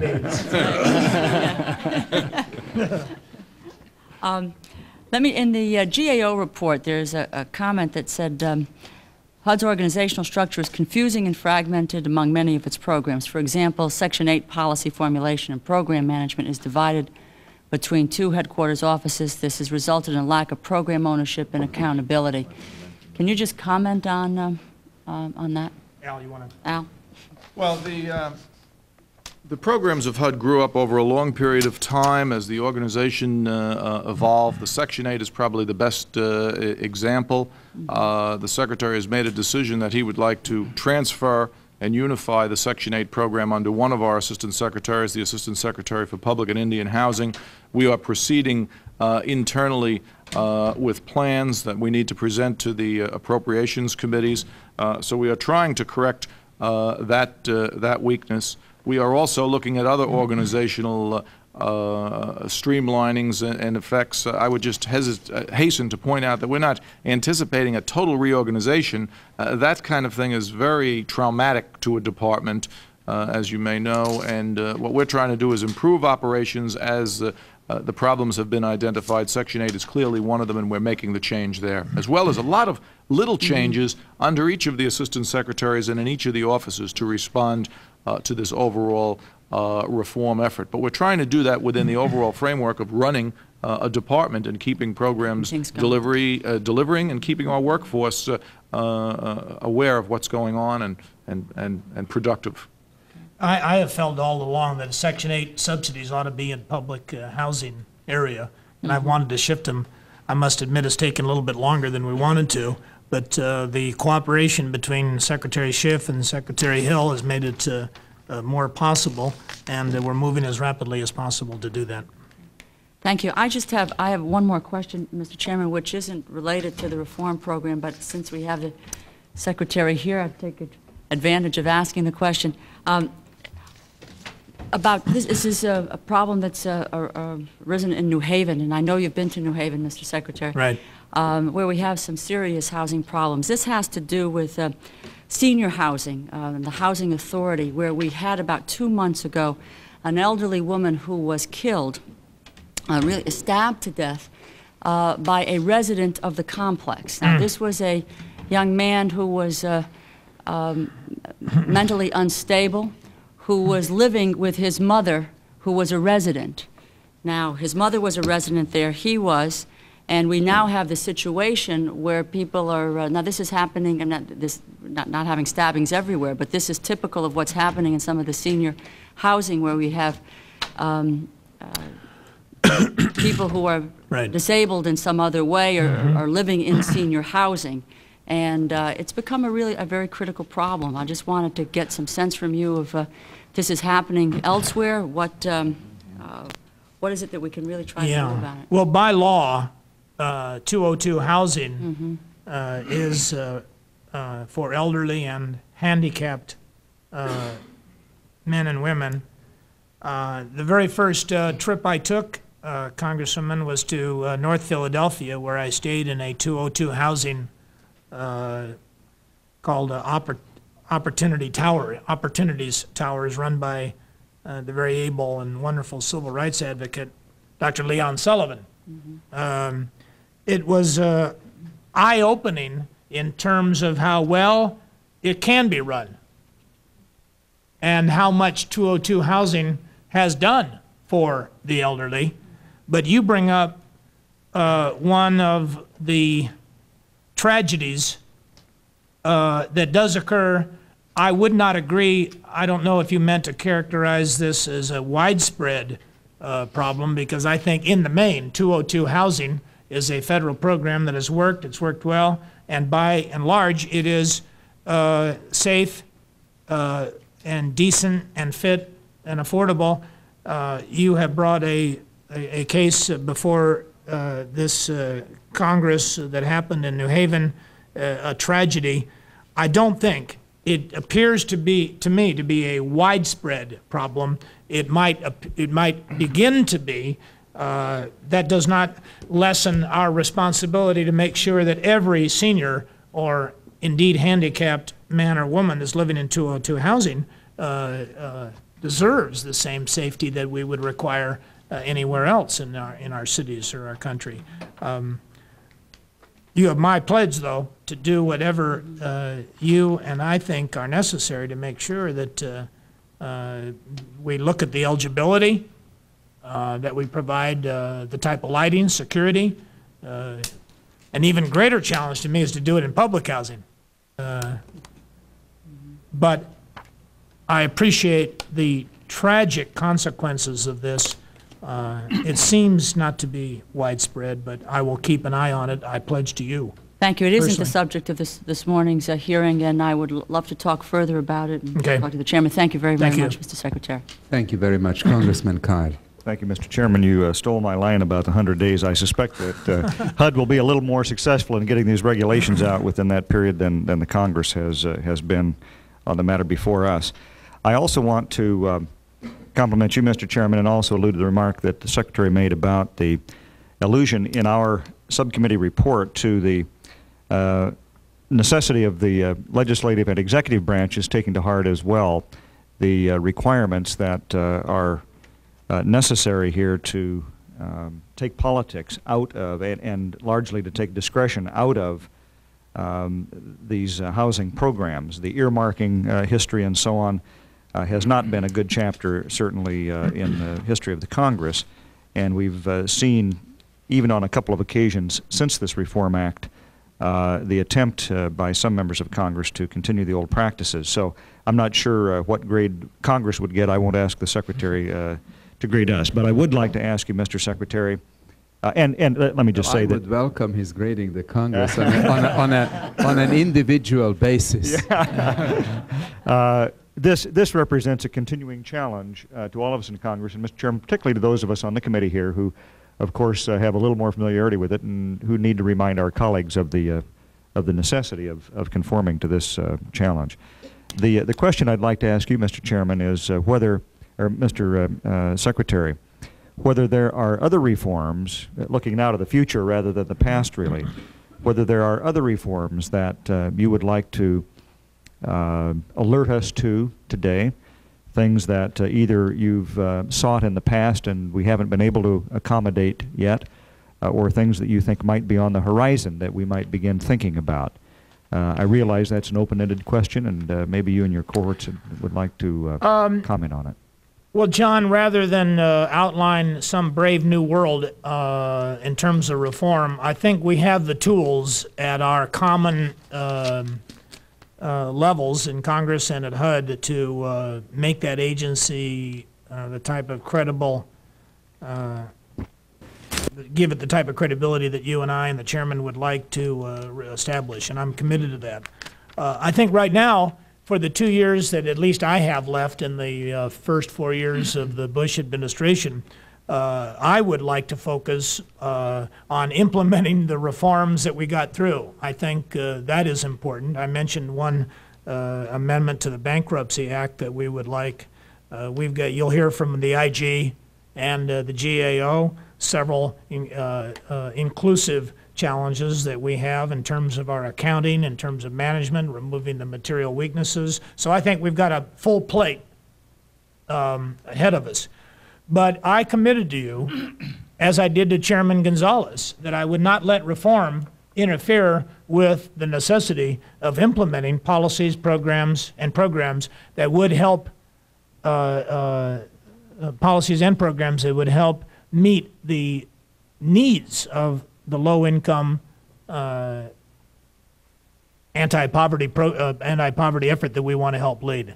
So I want to say that we're going to wear both hats simultaneously, and right now I think fulfilling our commitment to making these other reforms work, plus getting HOPE and HOME not only authorized, which was relatively easy compared to getting them fully appropriated. Al, do you want to add anything I would just say, Mr. Kyle, that we are monitoring the implementation, and we're really at the implementation stage now, particularly as it reaches out to the field offices. We're evaluating that. As any further reforms are indicated, if there's a need for them, we will not hesitate to come back. One of the structural changes we're trying to make at the Department is an ongoing monitoring and evaluation for quality. And for us, quality means ethical behavior in these programs, it means good management, and it means the delivery of the service to the people for whom it's intended. And we want to make that an ongoing part of the way this department functions, regardless of who is the secretary and who is the deputy secretary and who is the general counsel. That's what when I mentioned before, changing our people and our managers and what they do and what they think. That's part of the cultural change, actually, as they call it in the private sector, that we're trying to bring about in this department. So we always provide top quality service as it's intended by the Congress and the administration. I'd like Congress to put an end to the earmarking of special projects that by and large escape the type of competition, objectivity that we want to bring to decision making and public scrutiny that ought to be a part of any decision. I mean, if we're going to publish in the Federal Register why we make decisions and upon which criteria they were based, if we're going to eliminate all discretion and politics in HUD funding, which is a moral as well as a political obligation, it seems to me it's appropriate for Congress to match that. I don't say that with any expectation that it will ever happen in my lifetime, because I know how important that power and authority really is, having served on the Appropriations Committee and probably having violated my high standards sometime in my tenure as a member of the Appropriations Committee. But I just think we can both do a better job in making sure that people know that tax dollars and programs are being spent and utilized for the people to whom these problems are so acute. I think the problems are so acute. This is such a great time to be alive in terms of the best of times, but it is so much the worst of times if you're homeless or without housing or without an opportunity to get out of poverty and off of welfare, that I just don't think we can afford to waste a single penny on a political decision that deters us from making the American dream applicable to every single man, woman, and child in this country. So I feel a sense of urgency about that, Mr. Kyle. John. Well, thank you, Mr. Secretary. You're setting a standard, an example to which I think members of Congress should direct themselves, and I think we'll try to remind them of that obligation that you have just so ably expressed. And I think with regard to the substantive programmatic things that you're trying to achieve, the hope and home and so on, that you'll certainly get a great deal of support out of the members of this committee as well. And I thank you very, very much. Thank you, Mr. Chairman. Thank you very much, Congressman Kyle. Congressman Shays.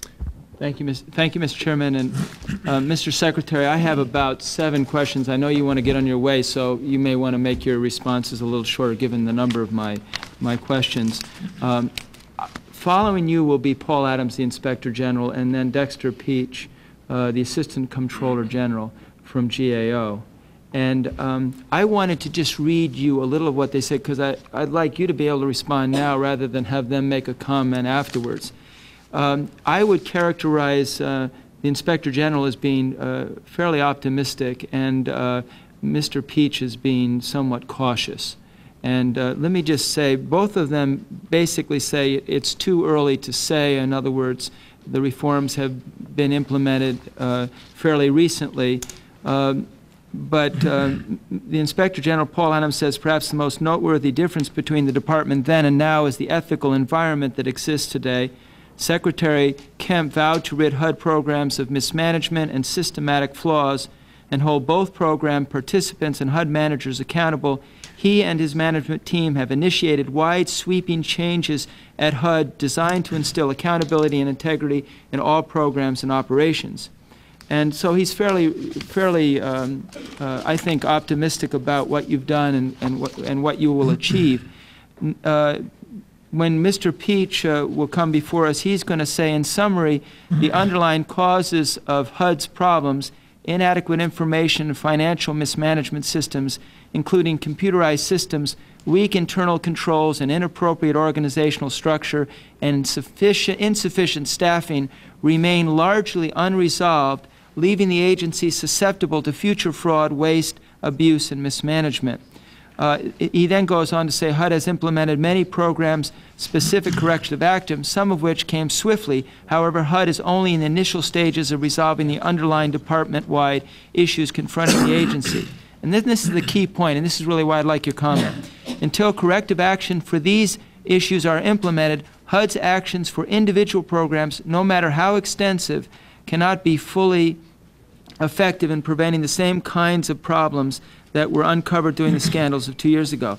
In essence, what I think he's saying to us is that if you were to leave today, we might end up with the same problems. And I guess my question is, do you feel comfortable that you have done enough so if you were to leave and the moral tone that you set, which is really a leadership thing, that HUD would move forward? Or do you feel you're, much like this report, a lot more needs to be done? Well, that's quite a question to answer in 30 words or less, Chris. I know that... this is the most important of my questions. Well, then, I just want to take more than a second to answer because, very frankly, living in a democracy requires that we have an independent press, a vigorous and independent committee such as this one to oversee everything we do, to have a Congress that is required to monitor and fulfill its obligation, again, as this committee is doing, and of course to have GAO. There's no bigger fan of a GAO than Jack Kemp, or of the Inspector General program than Jack Kemp. They have been instrumental, as I said earlier, in response to at least my opening comments about Charles Boucher at GAO and Paul Adams at IG. But we have to understand the role. The IG is to be an ongoing inspector, monitoring the past as well, reforming the past as well as monitoring the future. It is the role of GAO to be a skeptic, not cynic, as I think is reflected in their testimony, but a skeptic. In the draft that I have seen of the GAO's testimony, they go on to talk about the problems in terms of lack of information, lack of computerization. Those were endemic, probably organic, and systemic at HUD. So it's going to take time and money, and we're committed to both spending the time as well as the money that's necessary to implement it. But in reading the draft of the GAO testimony, although HUD has begun to reform all of the 14 programs we reviewed, its progress, as you point out, Mr. Shays, towards fully implementing the reforms differs from program to program. I agree. Of the 14 programs, reforms have been fully implemented for 4. And they go on to say implementation is in progress for 8, and implementation of reforms has just begun for 2. I think that's fair. It's not cynical. It's skeptical, as a GAO should be, must be. Staff years, we responded to the chairman's suggestion that we don't have enough staff years, but Al Delabovi said there will be 500 more. They need better training. I agree. So I guess in the perspective, I think our Inspector General and the GAO is doing exactly what they should do. You're doing exactly what you should do. And without trying to sound like I'm wearing it on my sleeve, let me tell you, we are absolutely doing what we are required, both politically and morally and ethically, to do. And that is a commitment that I made when I came. It's a commitment that I have made to stay and see it through. And can it last forever? Nothing is forever, particularly in politics, but I feel confident that the reforms that you helped us, Chris, and you, Mr. Lantos, and the members of this committee are in the law, and if it fails in the future, it will be the problem of whoever is appointed to be the future HUD secretary, what type of men and women he brings in, what type of congressmen and women we have, and what type of a president we elect in 1992. I can tell you, speaking for the Bush administration, And speaking for Kemp's stewardship at HUD, you have my absolute pledge to being the type of a HUD secretary that implements every single reform that Congress has helped work on, as well as we are getting recommendations from the IG and the GAO. And tell the GAO, with all due respect, that there's not been anybody in any agency that I can think of who has surpassed our efforts to be cooperative, to listen to, and to work in consonance with the efforts that GAO has made to bring accounting and better management practices. Do we have enough information? No. Are we moving to get them? Yes. Is it perfect? No. Are we moving towards perfection? Perhaps not totally, but we think we will have made the most far-reaching reforms of an agency that have been made in this town in 2 decades. I think one of my reactions to the GAO report is it's a caution to me to say that your task is more formidable than it is to me too. Even I imagined. It is to me too. The easy part was the reforms in Reform 1. The hard part is the implementation and getting the systems set in such a way as to that A, that we have the information, and B, that we have the management system set up to implement it. But that is not a problem with the Pierce administration. With all due respect, he takes heat, and I didn't mean to get into personality here, but since his name came up, the problem for which he is going to be subject to the report of the special investigator, I assume will be coming sometime later in the year. But it is only fair to point out that there were systemic, ongoing problems in programs and policy areas that had been poorly designed by the United States Congress. That's not a reflection on any man or woman here. It just is an institutional problem that people had high goals and didn't have the ability to draft and design the program to remove the poison that was in the program. And that is an ongoing, very human yet political challenge to us all. The next question I want to get into was the whole issue of the chief financial officer. I'm unclear, given Congress's ambiguity, as to what you specifically are allowed to do. And whether we, in a sense, have put up a roadblock and you're doing what you need to do with the chief financial officer. I got a kick, Chris, out of one member of Congress saying that he's against the CFO bill because it would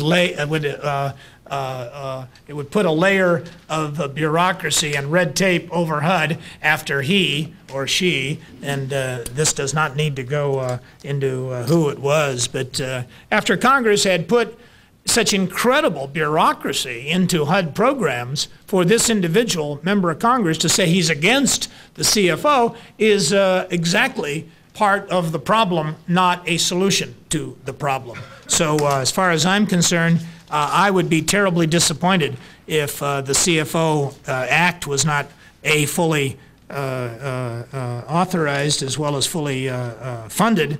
And I got so excited about the question that I forgot the essence of the question is, given what Congress is saying about the CFO, sending you a very mixed message, are you still able to move forward and implement? Oh, absolutely. And you are just determined to have a chief financial officer fully responsible for what a chief financial officer is responsible for. I wouldn't be able to fund it to the extent that I want, and it's absolutely, I'm not going to use the word hypocrisy because that is too strong a word, but it certainly is inconsistent with the spirit of reform to tell HUD, clear up your auditing and your accounting and your management practices and then deny us the opportunity to get the money we need, and also to say we don't have enough staff, and then to turn around and say that the place where we do need staff, where we do need staff hours, where we do need money is to make sure that our CFO that oversees all of our council of controllers in all the program areas, housing, community planning and development, public and Indian housing, Ginnie Mae, and admin, that we don't have the staff hours or the money to implement this tremendously huge an ongoing responsibility. And let me say one other thing.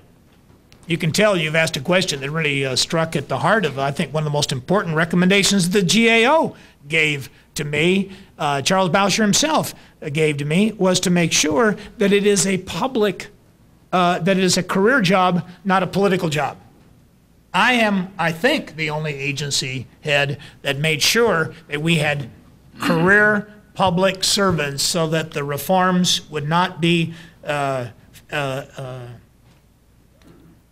just part of one administration, but that it would be an ongoing requirement. And I'm very pleased with Phil Kane's leadership. But it's going to make it impossible, Chris, to hire the type of competency, the type of quality men and women that I believe we already have, but that we want to continue to implement if Congress were not to fund this very important element of our reform. I want to be conscious of your time, so I just have two other areas, and this is something that I have had a difficult time wrestling with as I've been a member of this committee, and you alluded to it in terms of talking about the layers of assistance we sometimes gave developers so that they couldn't lose even if they screwed up in 100 different ways. And some made obscene profits from this layering. But tax credits appear to be a very important element in the success of projects. Tax credits are administered by the states. Right. And I guess there has been a concern that there has not been as good a working relationship between HUD and the states in terms of, I have had state housing financial officers express concern about the cooperation or lack thereof between HUD and the credit programs that they administer. Is this anything that you have been aware of, or are they just speaking to me? And they talk about there's an appeal process, but they feel the rules are too rigid. Yeah. I admit, Chris, that this has been an ongoing problem. Some states do pretty well. Some states have not done as well. There's a fundamental contradiction in that you and I want to make sure that the LITC, the low-income housing tax credit, is applied to the neediest cases, and of course with a profit to the developer, let me put an incentive to the developer that both encourages him or her to invest in affordable housing, but yet does not lead to the type of a windfall without any capital at risk that we think is part of our LITC as possible. They want to apply it as widely as possible. And there is a contradiction. There is a conundrum here. There's a cul-de-sac which I have reached, which is that in trying to work with the state to make sure that the state applies it evenly or at least as objectively as possible, they are anxious to use it for the highest degree of housing or the greatest production of housing possible, and we wanted to do the same, but we have this tremendous responsibility to make sure that it meets the needs test. So some states do well, some don't. As you know, the Congress requires the state to be the allocator. But yet the Congress that tells the state to be the allocator is telling HUD, make sure it isn't abused. So we've got this Franz Kafka catch-22 cul-de-sac into which we've wandered. I'm not prepared at this juncture to say what should be done to correct it, but the only thing we can do at the moment is to dissect each and every case, look at it, monitor it, make sure that the layering of the LITC with the Section 8 subsidy is not done in such a way as to give either a windfall profit or the type of abuse into which it had fallen in the past. Did you want to add to that, Al? I would just say, Mr. Shays, that one of the problems is that the tax credits operate on a calendar year basis. HUD programs tend to operate on a fiscal year basis, and one of the issues in conflict comes because tax credits expire at the end of a calendar year. States that haven't used them are rushing in December because they lose them if they don't use them, and so they're pushing HUD and trying to rush us to a decision that really we probably wouldn't have made until the following April. And we get into an area of conflict. We're working with them, with their organization, trying to do it better, but we are still, our goal is to use the minimum necessary to provide the housing. Their goal is very often to use up the tax credits before they expire. I would think one programmatic, and I can't speak for Treasury, so maybe I shouldn't, but the problem that they expire. Go ahead, I do it all the time. You know, perhaps if these carried over beyond December 31st and the states didn't have to use or lose them, there might be a more rational way of ending the year. Mr. Chairman, Congressman Shays has brought up one of the most important human and political dilemmas that I have had since I've been at HUD. Being a man of the House myself, I'm not unaware of the consequence of a decision at HUD to disallow the use of an LITC. Just to give you a quick example, as of May 13th, 1991, the Office of Housing has reviewed approximately 127 LITC, low-income housing tax credit cases, since it began our formal review process in November of 90. We approved 64, but we rejected 19, and we have 44 that are pending. As Al pointed out, there's both this dilemma of the calendar versus the fiscal year, and then the states urging us to get in under their required date certains with our desire to make sure that we fulfill the requirement that you and I have alluded to, plus the desire of the developer and the residents. And in some cases, Mr. Chairman, I've had political pressure brought to bear on me that equals or surpasses that was brought on Sam Pierce. I'm not trying to be holier than thou. We are not saying that at all. But the political pressure on us by developers who use the residents to lobby HUD and use the Congress as the Congress should. I respect the Congress's ability to bring to the attention of HUD an issue that affects his or her constituency. That is what Congress people as ombudsmen and women are supposed to do. But I would hope that the attention that Chris Shays and you, Mr. Chairman, have focused on this issue will allow us to bring a perspective to the floor of the House that will remind our colleagues who are both trying to do a good job for their district, as well as effectively represent a cause, that we add an additional criterion to their perspective, which is you can't tell HUD to crack down on the abuse of a program and turn around and willy-nilly stand up on the floor of the House and wave a threat at the Secretary for failing to meet a low-income housing need in a particular city. I'm not mentioning names, nor do I need to, but I can tell you it comes from both sides of the aisle, and it's all too numerous an occurrence. I don't say it to try to run up a red flag and scare anybody.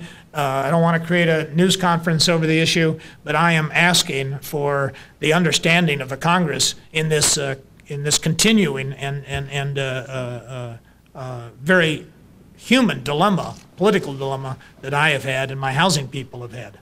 Thank you. Mr. Chairman, I appreciate the indulgence of the committee. I just have one last point. Rosa DeLaura and I are both on the Urban Caucus, which we have established in recent weeks. I represent a city that has declared bankruptcy. This city, Bridgeport, there is no causal relationship, I think. Blame it on the Congress. No, Mr. Lantos always leaves me speechless. The fact is, though, Bridgeport is not unlike a lot of other urban areas. The more well-to-do population has left, jobs have left, there's been suburban sprawl in a sense, jobs have moved to the suburbs. And my biggest concern is in HUD is housing and urban development. Right. And I have come to the conclusion the years I've been here that I almost put more emphasis on the economic development in our urban areas than I do with, frankly, the housing issue. Not that the housing isn't important, but I guess I'd love to just have you conclude by just telling me how you view the urban part of your HUD and urban development. Well, the very first statement I made when President Bush took me before the press to meet them on the occasion of my being appointed by him to be the HUD Secretary, I remember to this day my saying that I not only want to be the Secretary of HUD, I want to be the Secretary of Housing and Urban Economic Development, because I consider Chris and Rose and you, Tom, and Ileana, representing urban areas, this to be as high a priority. The nexus between housing and jobs has yet to be formed to the to the extent that you and I want it to be formed. You can't fund housing, either low-income housing or housing for middle-income Americans without a healthy economy. Economic development as a tool of helping cities deal with revenues and the necessary revenues to do things for people, whether it's infrastructure or education or mental health challenges or problems of the indigent, is so a priori self-evident that I can't believe that more attention is not being paid by the Congress and the administration and the press on the need for a strong economic development tool for the country and for urban areas. I can't believe that Congress has yet to give us an enterprise zone bill. I know it sounds, you know, I'm so sick of coming up to Congress. I'm going to testify soon before the Ways and Means Committee. How can our friends in the Ways and Means Committee look at this economy in need of a continuation of LITC? There's yet to be a continuation for 91 or 92? 92. 92. There's yet to be an IRA bill that would be allowed to be used for first-time homebuyers or for health insurance or for starting an enterprise. No enterprise zone bill. No cut in the capital gain tax. We have the highest capital gain tax in the Western world, in the industrial world. I think it is highly controversial nonetheless, but it is absolutely causing people who bought a property in 1979 to sell it in 1991 and pay an effective capital gain of 70 to 75%. You cannot have a capitalistic system survive without an encouragement to form capital. And we are squeezing the base of this economy, and it's hurting who? Bridgeport, Connecticut, New Haven, Connecticut. Look at David Dinkins is doing in New York City in terms of cutting services to the people of New York City. I mean, they're trying to shut off street lights. 1 out of every street lights will be shut off in New York City. And that's what recessions do. Recessions, I would say to my friends on the right, cause government to grow.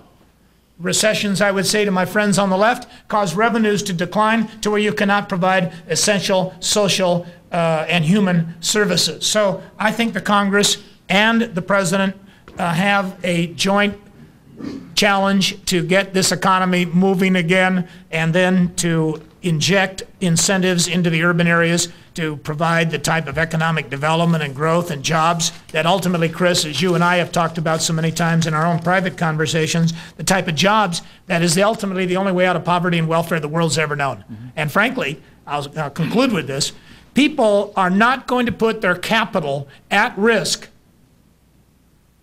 in order to create the new jobs, the new enterprises, the new technologies, the new growth, the new technologies, unless there is an incentive. And I don't want to just provide an incentive for capital. I think there has to be an incentive for labor. There has to be an incentive for the families to have children. And there certainly has to be an incentive for our urban areas, whether it's Bridgeport or New Haven or New York or Miami, to establish the type of enterprise and entrepreneurial opportunities for minorities that I think is a high social goal for this country. We must double the number of minority enterprises in this country in the decade of the 90s or sooner if we're to give people a greater stake in their neighborhoods and a better tool to combat their own poverty and the poverty of the country.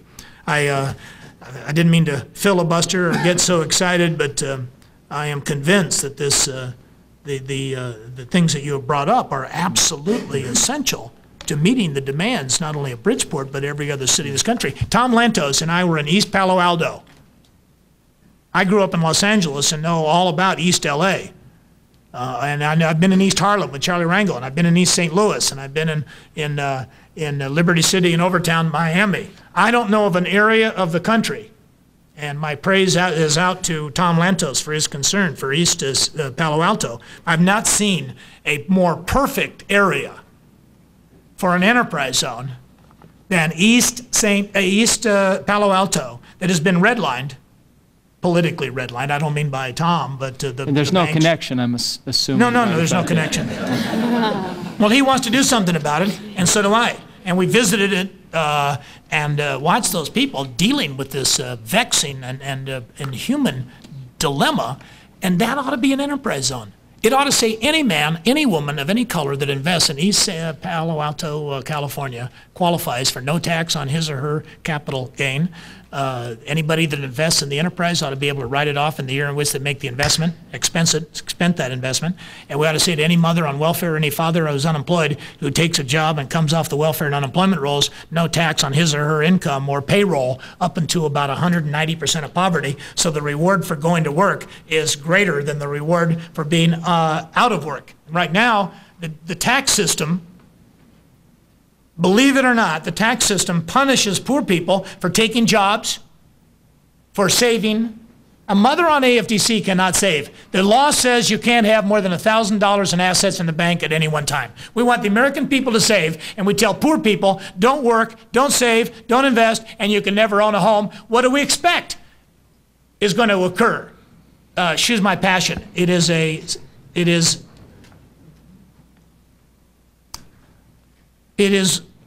stain on this democracy of ours to leave abject poverty to the extent that we have in our nation's urban areas. And I consider it to be possibly the greatest challenge of my career to be involved in working with you to do something about it.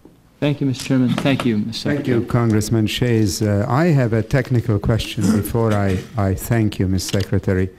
Let me first say that without your passion, you would have gotten only an A, not an A+. So don't let go of the passion. Senator Byrd and I had an amendment which became law in October of 1989 that required consultants lobbying for federal funds to register with the agency being lobbied, listing their fees. I wonder if either you or your colleagues have the information with you to tell us how many consultants have registered with HUD under this amendment.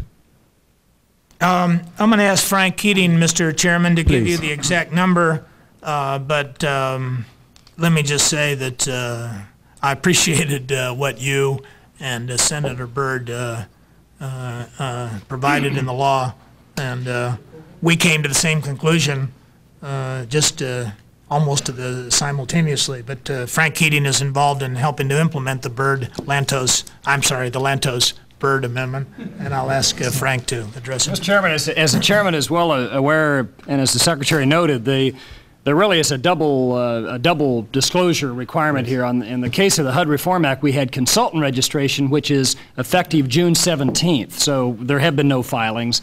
This is for someone who actually is lobbying the department to come in and register. And we expect in the Ethics Office to aggressively follow the mandate of the Congress and make sure that that's followed out. The Byrd Amendment, on the other hand, requires the person who's paying the consultant to register. There's some variations of both, but as a general rule, that's the breakdown. And we have, in the Ethics Office, provided training. We've provided notice to all of our field offices to inform people who do business with the department to conform to the statute, and we have received those filings and we made them public. The thing that is truthfully surprising, the final rule is hung up at OMB, so we don't have guidance, administration guidance on this subject, but we're rather surprised at the few filings that we've received. We would think there would be considerably more. But the statute does not provide enforcement authority to HUD. It's really up to the person who is paying the money to accept the responsibility. But we certainly would encourage and hope that OMB will finish its review process and we can have some government-wide standards, because as you know, the Byrd Amendment applies to all cabinet departments and agencies, not just HUD. Right. Well, Ms. Secretary and your colleagues, on behalf of all of us, I want to thank you. Let me say, we have demonstrated that government can work on a bipartisan basis, that the administration and the Congress can work together, that Republicans and Democrats can work together for the benefit of the American people. You have been an outstanding leader at HUD, and as long as you continue to head that agency, I can pledge to you that this subcommittee will be very delighted to work with you. Thank you. Thank you, Mr. Chairman. The subcommittee will be in recess for just no more than 2 minutes. Great. I'm delighted to welcome Inspector General of the Department of Housing and Urban Development, Mr. Paul Adams, who is accompanied by Chris Greer, Assistant Inspector General for Audit. Before you begin, gentlemen, let me say, in the judgment of the Chairman, you deserve a great deal of the credit for the enormous improvements in the Department of Housing and Urban Development. Your report, as I said in my opening comments, was the catalyst for our initial investigation. You have continued to do your job with integrity and perseverance and insight, and we are most appreciative of what you have done for the American people. Mr. Adams, your entire prepared statement will be entered in the record, and you may proceed any way you choose. Thank you, Mr. Chairman. If I might, I'd like to thank you, first of all, for the compliments, but also to take a moment to recognize the outstanding efforts by my staff, and particularly Chris Greer, as we've ventured through this. I welcome that. We certainly echo your commendation of Chris Greer. I appreciate the opportunity to appear before you once again to discuss the many reforms underway at HUD. I believe that congressional oversight is a very essential part of assuring that this reform is successful, so I welcome this opportunity. While it's much too early, as we've indicated earlier, to draw any meaningful conclusions on the effectiveness of the Reform Act itself, the reform has not been limited to the Act itself. There have been many other initiatives undertaken by the Secretary, as he's commented earlier. And perhaps most noteworthy of those differences in the Department is the ethical environment that now exists today under the leadership of Secretary Kemp. Secretary Kemp has vowed to rid the programs of mismanagement and systemic flaws and to hold both the program participants and the HUD managers accountable. While fraud and abuse can never be completely eradicated, HUD no longer fosters a climate in which they can thrive. In an effort to improve the operations of the Department, the Secretary proposed a series of reforms. The Congress passed those late in 1989, and the Department is now implementing those reforms.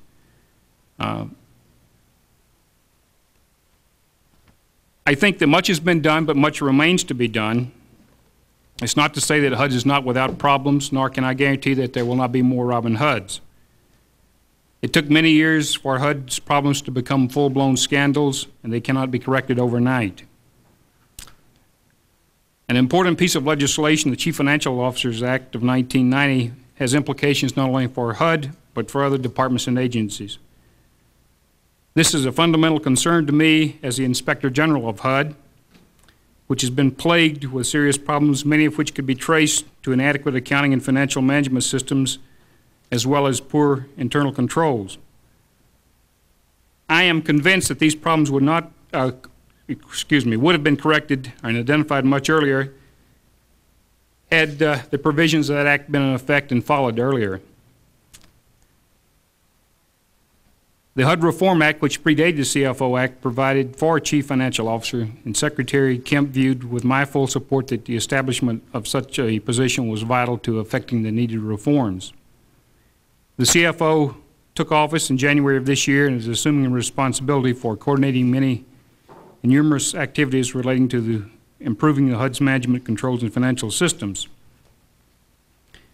The Department has made many noteworthy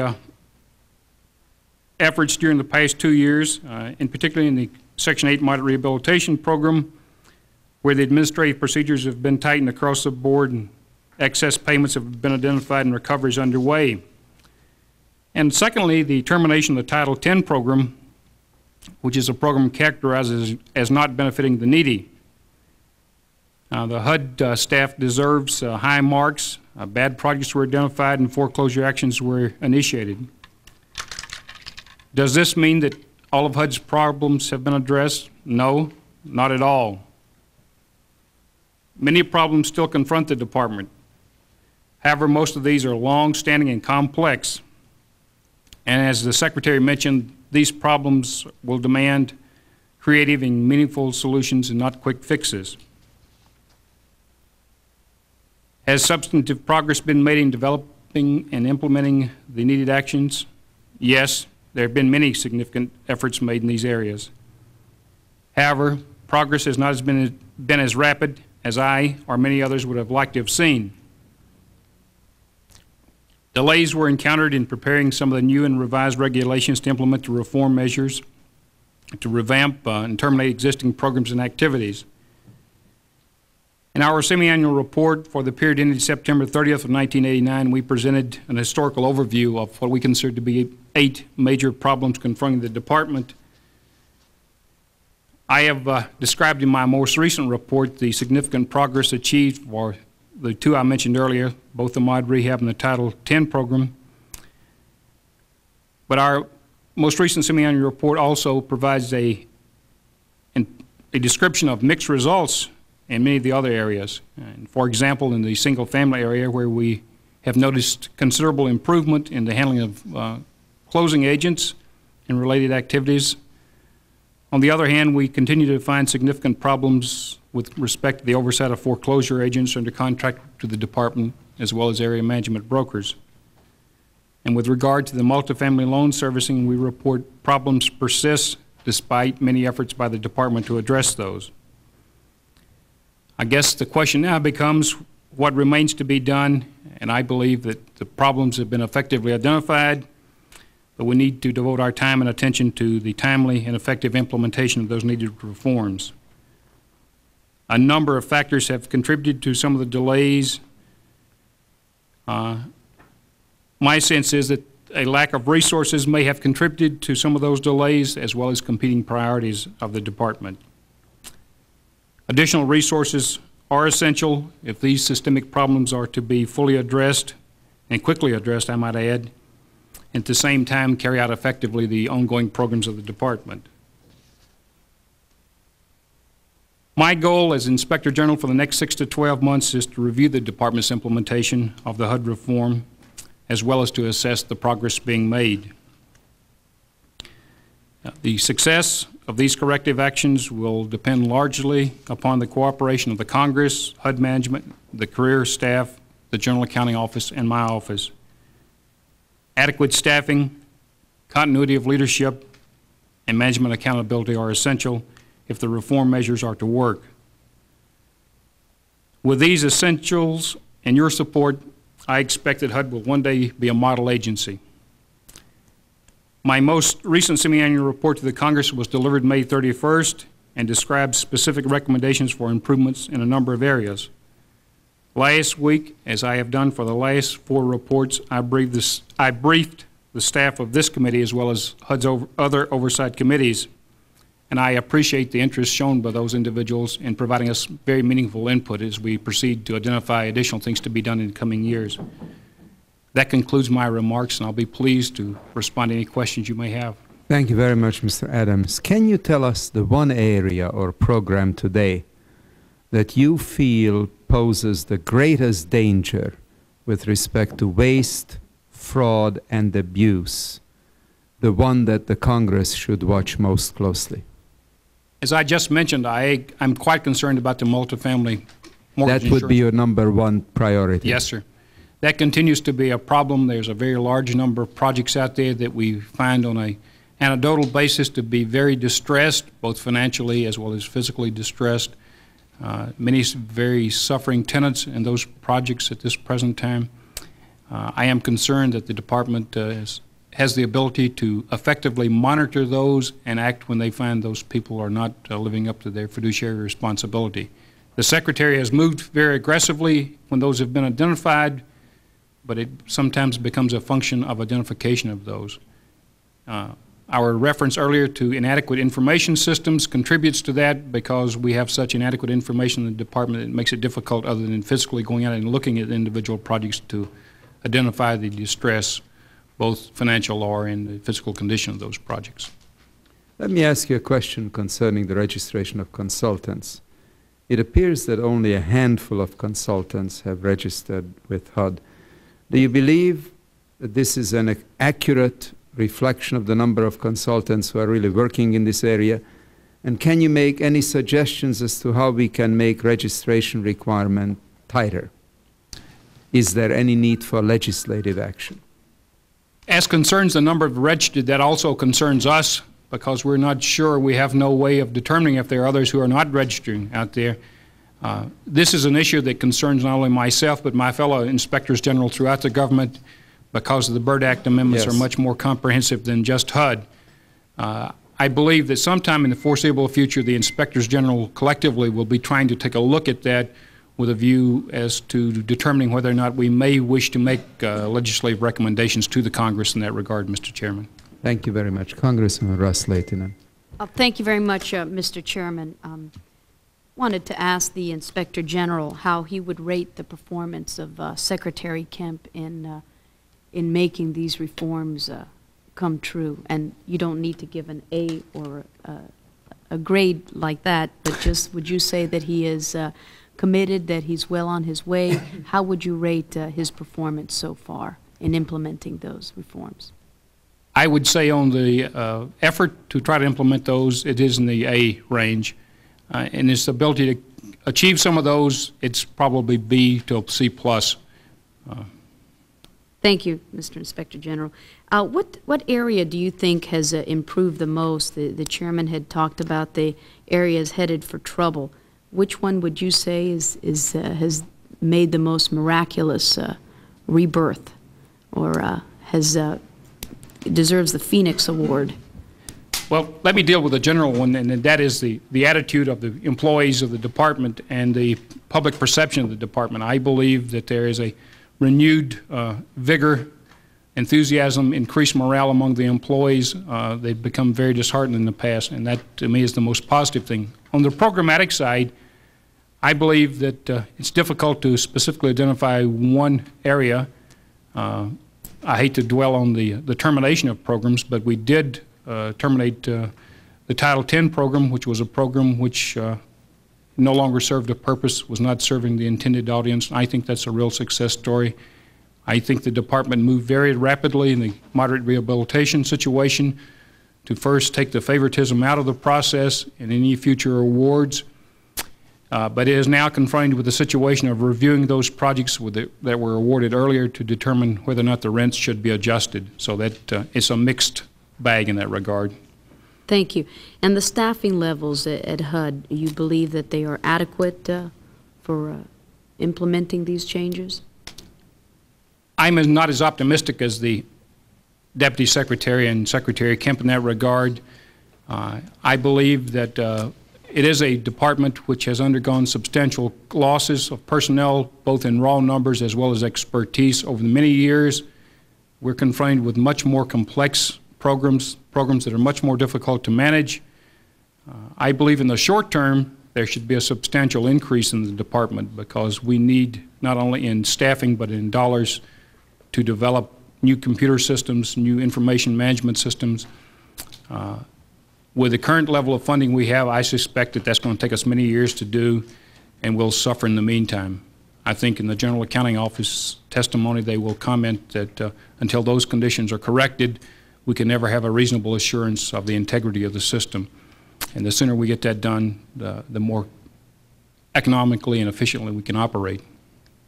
And what are your priorities as Inspector General for promoting efficiency of the department? Would you say installation of this computer networking equipment, or is it more technologically based, the direction we should head for the promoting efficiency, or is it having more to do with a bigger staff or more chiefs in certain departments?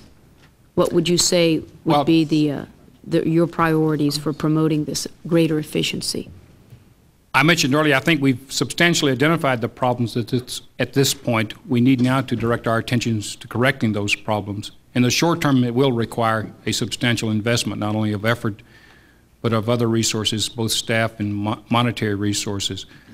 If those were in place, we could operate the department with a much smaller staff than is presently required.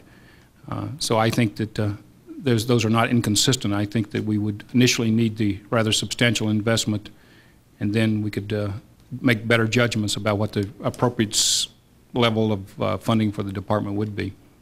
What kind of obstacles have you come across in the implementation of the HUD Reform Act? Are they mostly related to funding obstacles, not being able to fully implement them? Are they related to some people in HUD saying that there's some congressional obstacle to implementing them? What kind of obstacles do you see in the implementation? Well, initially, as we went about implementing the Reform Act itself, the department had issued the guidelines, the regulations. That required a substantial effort. I mentioned the resource question earlier. I think that's a classic example of a very finite number of people having to do a very large job. That in part contributed, in my view, to some of the delays in issuing the regulations. There was only a certain number of people who were qualified, who had the skills necessary to draw up those regulations, to fully understand the laws, to develop those regulations. And those are the kind of issues confronting us. And not only a raw number of people, but people with the level of knowledge and expertise that's required to carry out those responsibilities. Thank you. Thank you very much, Mr. Adams. Congressman Martinez. Thank you, Mr. Chairman. I'm sorry I wasn't here for the earlier part of the hearing, but I was in other meetings. I was going through Mr. Kemp's testimony, and I hit on one spot here that maybe like your comment. I don't know that really was in the realm of what you looked at over there, but he refers to the chairman that the House passed 1992 HUD appropriation would prevent appropriated funds from being used to implement the Chief Financial Officers Act. And I remember that when we first went through the reforms, that was an important component of the reform. And it seems like as if it's eliminated, it would create the problem that he's suggesting here. Is that an integral part of the reform that's going on over there, or the continued reform, or the continued assurance that there would not be the waste, abuse, and fraud? I believe so, very much so. The role of the Chief Financial Officer is one of a leadership role in developing policies and installing internal controls, as well as the preparation of the preparation of the financial statements, which we will ultimately have to audit. The rigors that they undergo in developing those financial statements go a long ways in identifying many of the internal control problems of the department, and identifying them much earlier than otherwise would be identified. So I wholeheartedly endorse the Chief Financial Officer in his role in the process. Very good. I think that's something, I agree with you, and I agree with the Secretary. It's something we should look at, Mr. Chairman. Thank you, Mr. Chairman. Thank you very much. Congressman Lucan. Thank you, Mr. Chairman. Just a question which also includes an observation, I suppose. We've looked at the fraud and mismanagement in the past, and you've indicated as the Secretary that certain progress is being made in rectifying that situation. And the Secretary continues to push, and I have supported his efforts for new programs, particularly his home ownership agenda and Hope and Home and new programs. My question is, would you feel comfortable, given what you've seen at HUD, that they have got their house sufficiently in order to be embarking on a new agenda, or should more concentration, does more effort need to be made at what they've already got? Can we have confidence that as they embark in new areas and on new agendas, that they have the management controls in place to make sure the mistakes of the past are not repeated? With that in mind, Mr. Lukens, we have worked very actively with the program administrators as they develop the new programs to ensure that proper internal controls are installed as they go about developing the guidelines and regulations for those programs. They have a process which is known as the front-end risk analysis, which would take a newly authorized program or a program that's being substantially revised and look at it in the context to see where the internal controls should be, where the weaknesses are, and try to install those. And that process is ongoing. Thank you, Mr. Chairman. Thank you very much, and thank you, gentlemen. Thank you. We appreciate your testimony. Our last witness this morning is Mr. J. Dexter Peach, Assistant Comptroller General Resources, Community and Economic Development Division of the General Accounting Office, accompanied by Mr. Robert Procaccini, Assistant Director, and Leslie Black, Evaluator. We are very pleased to have all three of you gentlemen. Your prepared statement will be entered in the record, and you may proceed any way you choose. Thank you, Mr. Chairman. We are pleased to have the opportunity to be here today to testify on a request which this committee initiated to ask us to look into the adequacy of corrective actions since the highlighting of the HUD scandal initially in hearings that were held by this subcommittee. I also have accompanying me today, besides Mr. Procaccini, who is one of our assistant directors in our housing area who helped with pulling together this testimony and led this effort that we're testifying on today, Mr. John Oles, who has appeared before this committee before and as our issues director for our work on housing and community development issues. Let me first, as you said, my entire statement will go into record and try to briefly summarize that statement and relate my remarks somewhat to what you have already heard today using a series of charts that we have prepared.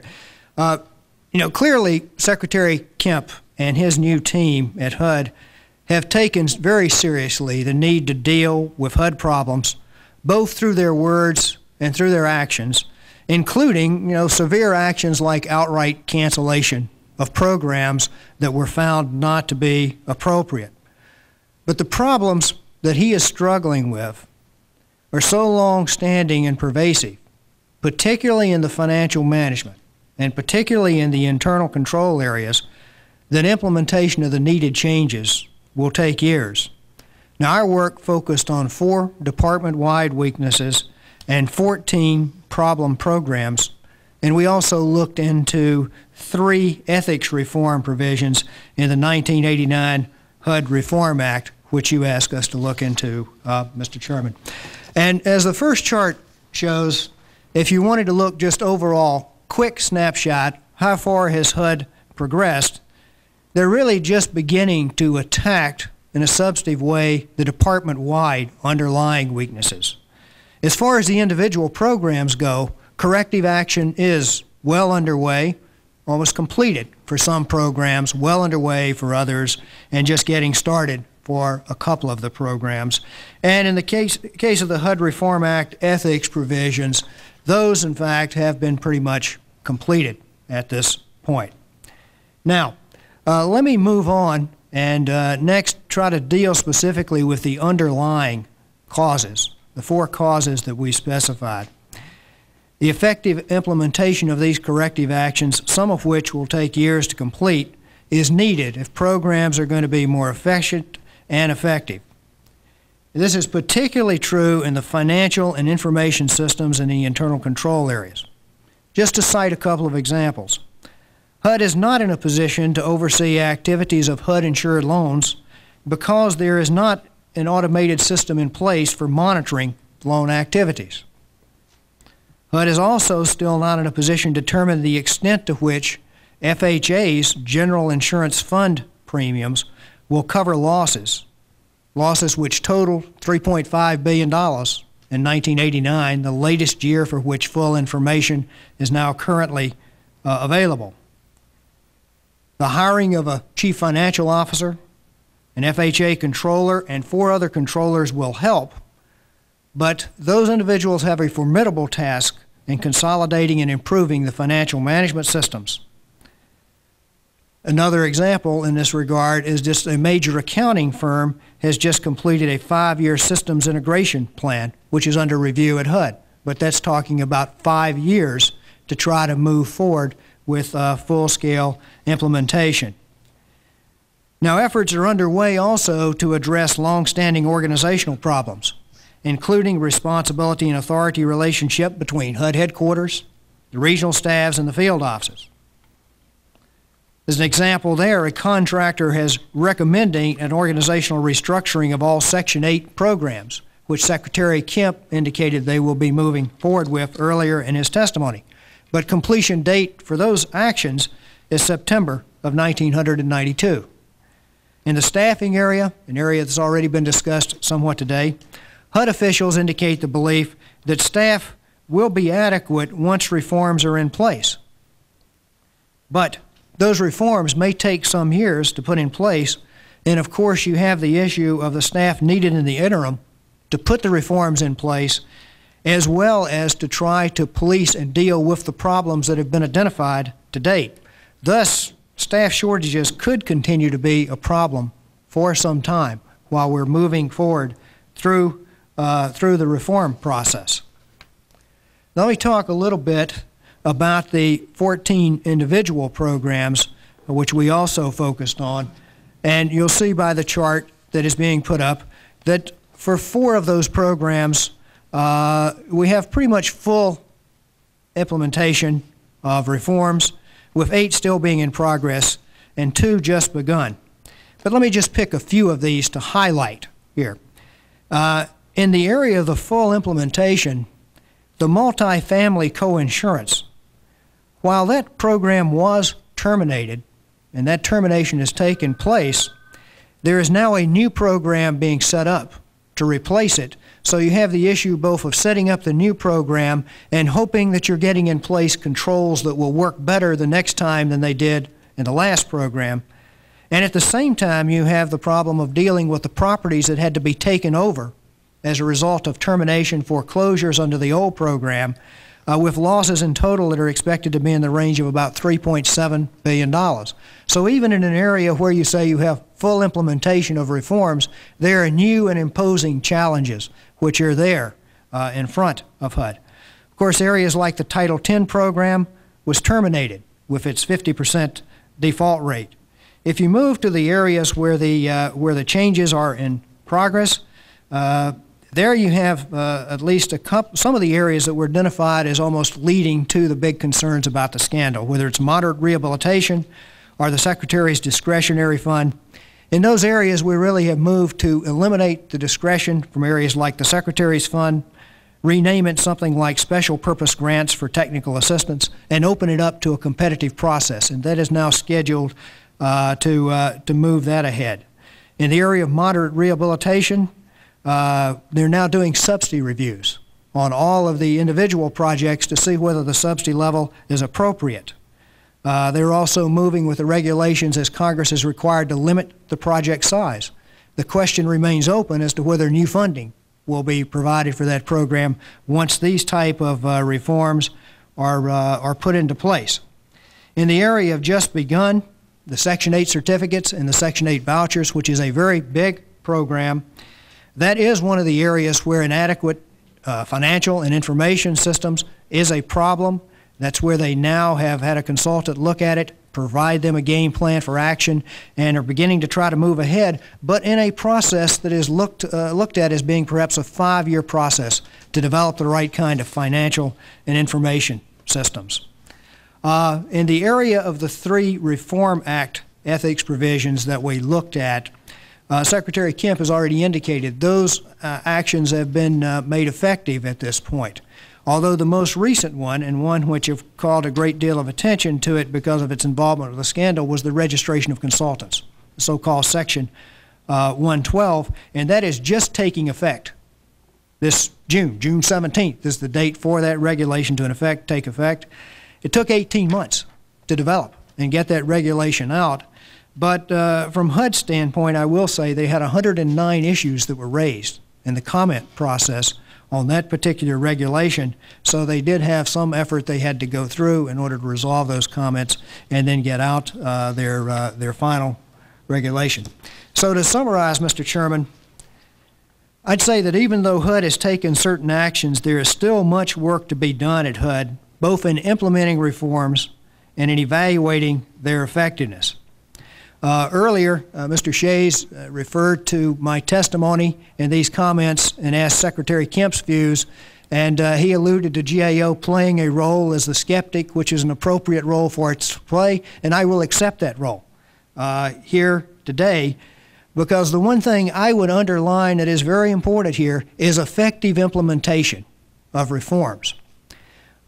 We did a management review at HUD that was issued in January of 1984. I could argue that that management review discussed a number of the financial, internal control, organizational, and staffing issues. I would also say, in looking back at it, that we weren't nearly as shrill in calling attention to those problems and using very constructive language. And we also accepted too much at face value commitments of corrective action. Clearly, what occurred in the late 1980s at HUD shows that those actions were not taken or were not effective. So the issue of effective implementation becomes very important. Your first line of defense, obviously, are the HUD officials responsible for the program and their commitment, the kind of commitment that Secretary Kemp brings to the task. Beyond that, though, effective congressional oversight, as also the past history has shown, can play a role. The job of this committee and the Congress is to hold the Secretary's feet to the fire, the agency's feet to the fire, in moving forward with corrective actions. And from our standpoint, as time marches on, Mr. Chairman, we stand ready to work with this committee and with the Congress in the way that you feel we can be most effective in assisting you. That concludes my comments, Mr. Chairman, and my colleagues would be pleased to try to respond to your questions. Ms. Peach, let me first thank you personally and your colleagues for the outstanding job you have done, both in this instance and in so many other areas. The Congress really couldn't do its job without GAO, and I want you to know how profoundly we appreciate the tremendous help and advice and assistance we get from your agency, and in your case, from you and your colleagues personally. Thank you, Mr. Chairman. And I must say I find myself in great agreement with what you are saying, and I think you're very helpful in sort of giving us a timeline as to what has been practically accomplished and what has barely begun. One question I would like to ask, if I may, Ms. Peach. In reviewing your report very carefully, it seemed to me that there are two areas where HUD was most prone to abuse: the political favoritism and the cronyism that were rampant during the previous years, and problems relating to financial information and management systems at the agency. Now, with respect to the former, is there any evidence that programs have been abused for political purposes, or that influence peddling and favoritism have continued under Secretary Kemp's administration?